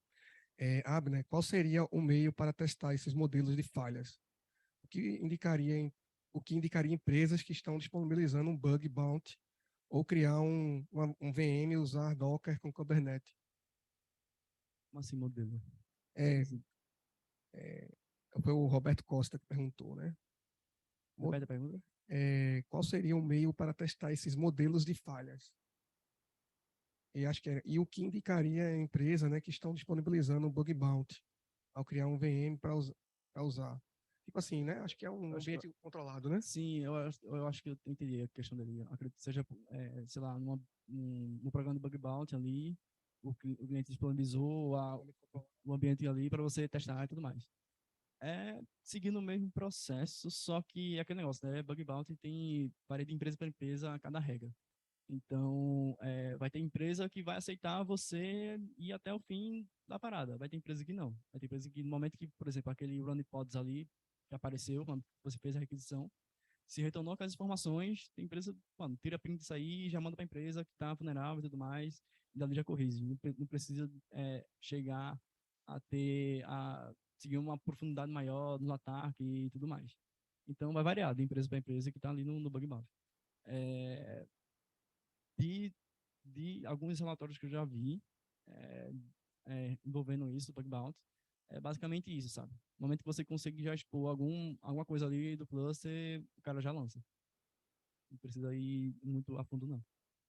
Pessoal, 9 horas, a saideira, a última. Dou-lhe uma, dou-lhe duas, dou-lhe três. Ninguém mais? Sem perguntas? Olha.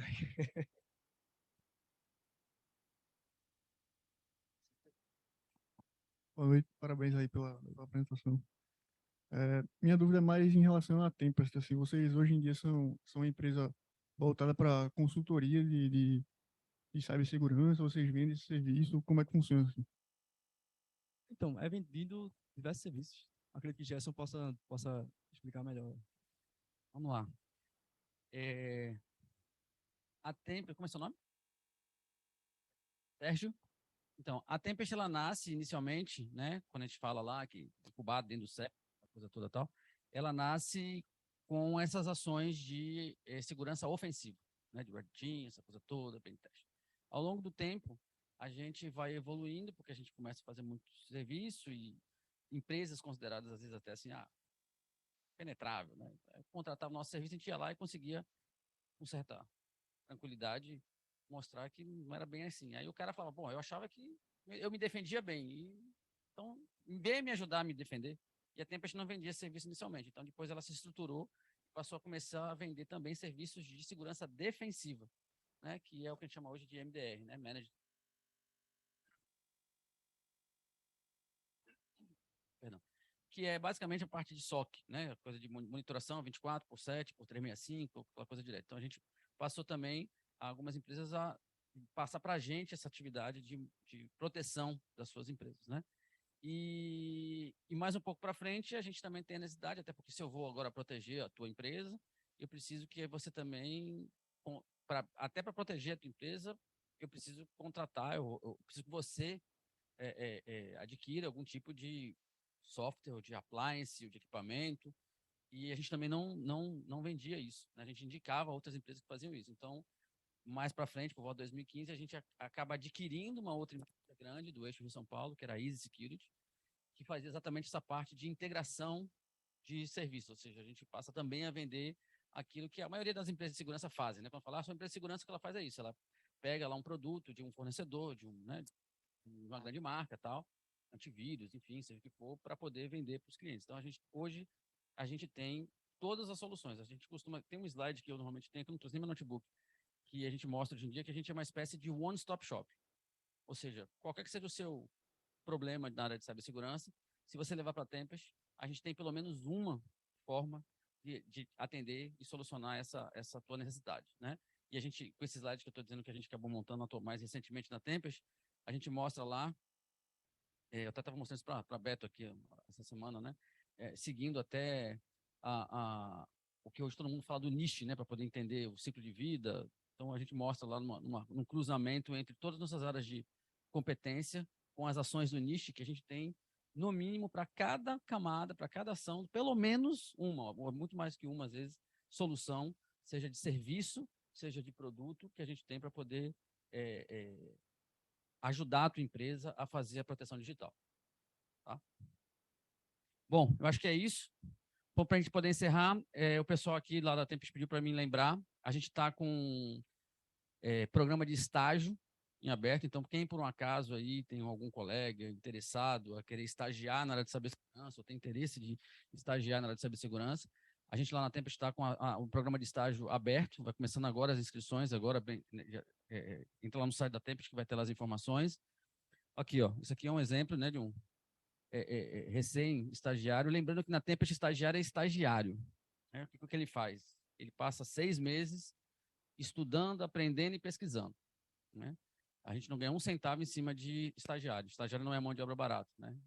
E a gente entende isso de uma maneira muito importante, porque a gente vê isso como uma carreira de longo prazo, né? A gente investe no estagiário para o cara ficar com a gente durante muito tempo.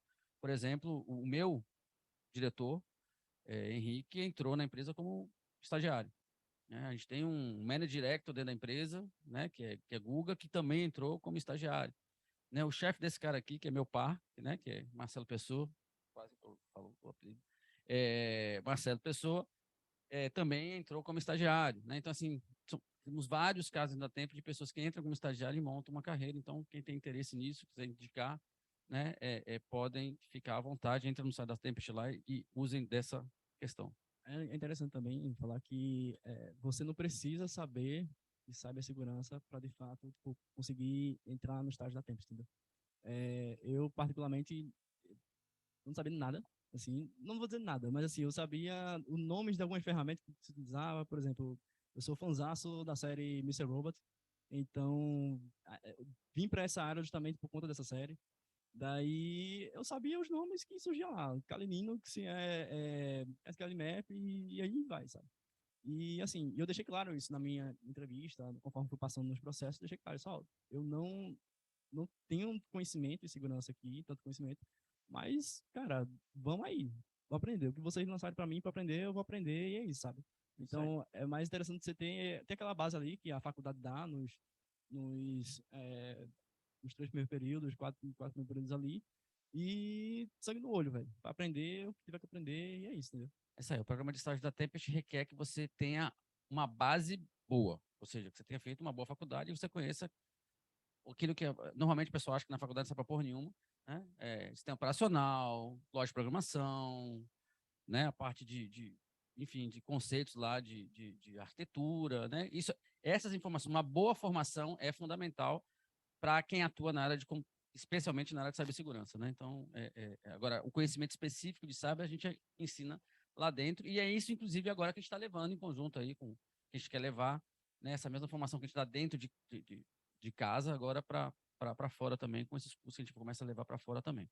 Beleza? Então, para poder fechar agora aqui, a gente vai fazer um sorteio. Meu camarada, meu parceiro, meu guardião ali, Jackson Ferreira, responsável por tudo isso aqui que vocês estão vendo aqui, foi ele que montou essa porra toda aí.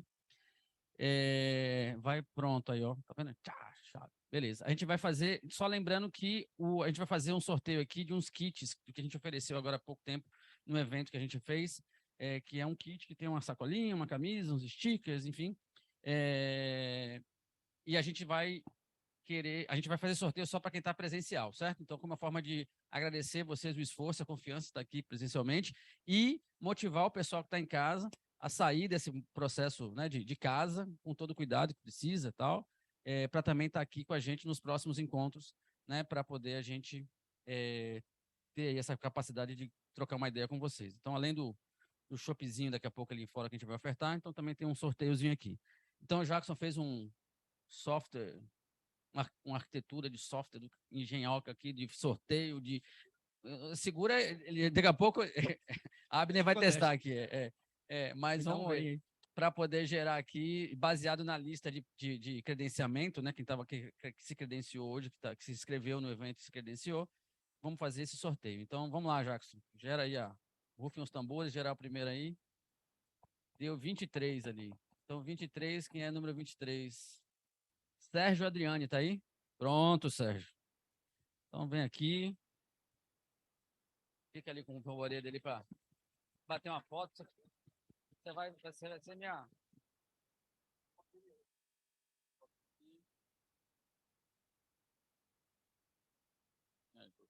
Pronto. Fica aqui, brother. Senta aqui. Deitadinho mesmo.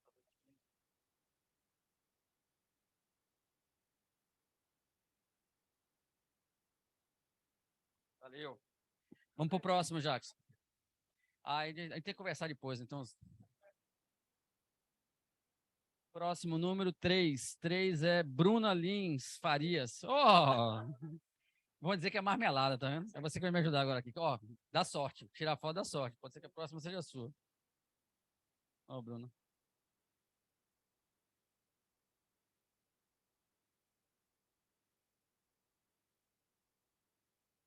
Rapaz, se sair o número dele agora aqui, é marmelada mesmo. Rapaz, vou te contar. Vai, Jackson. Joga dura aí. 8.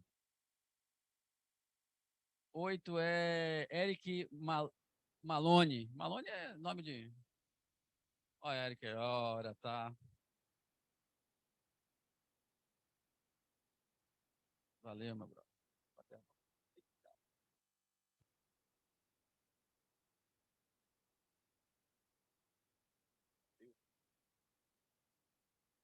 Próximo, que rufem os tambores, vamos lá, 17. 17, são 10, vamos ver. 17, Júlio César Gomes de Barros. Rapaz, eu tentei disfarçar, mas... Pulou ainda um número só para tapear. Eu falei, deixa para próxima, deixa para próxima. A fora vai ter piada mesmo. Vamos nessa. Próximo, Jackson. 16. 16 é João Pedro da Silva Nascimento.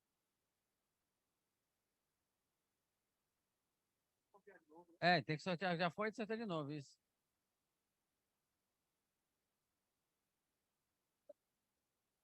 27. 27 é Thalita. Muito bem, muito bem.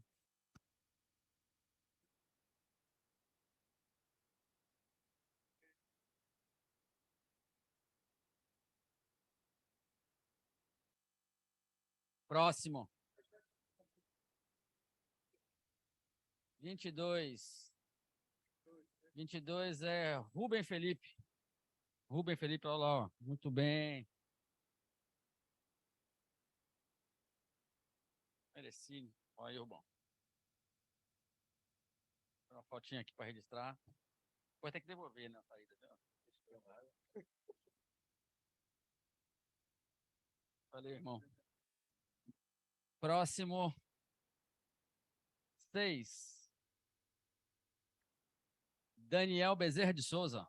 Pronto. Kitzinho.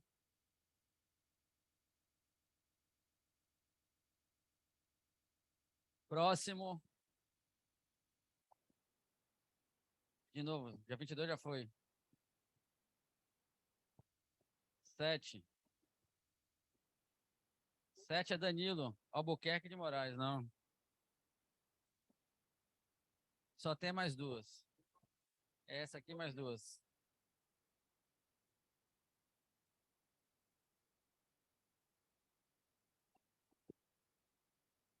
Valeu, irmão. Vamos lá, Jackson. Penúltima.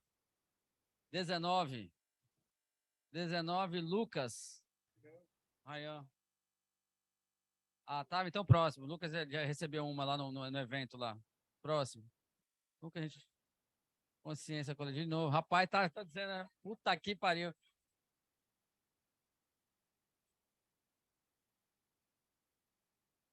(32), boa. Era no final. Fabiane, outra mulher, muito bom. Olha lá, Fabiane.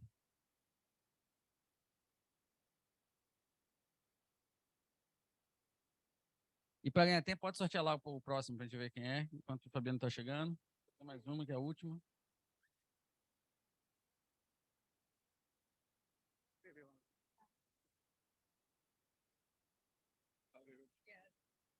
E a última vai para...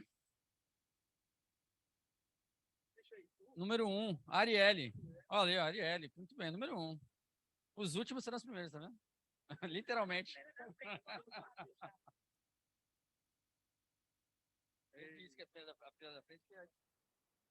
Bom, turma, acho que é isso aí. Em nome da Tempest aqui, agradeço. Abner, parabéns mais uma vez, foi muito bom. A palavra é tua. Parabéns. Bom, a minha palavra final é assim, hora de matar a fome, né? E vamos embora com o coffee break, mas assim, brincadeira. Agradecer a todos vocês, agradecer a Tempest, esse apoio absurdo que está acontecendo aí com o OSP Recife. Beto, conheci hoje aí, prazer, Beto, o César School. Então, é aquilo que eu falei para vocês, né? Tem a parte aí de estudos com o César School, a Tempest está contratando aí estágio.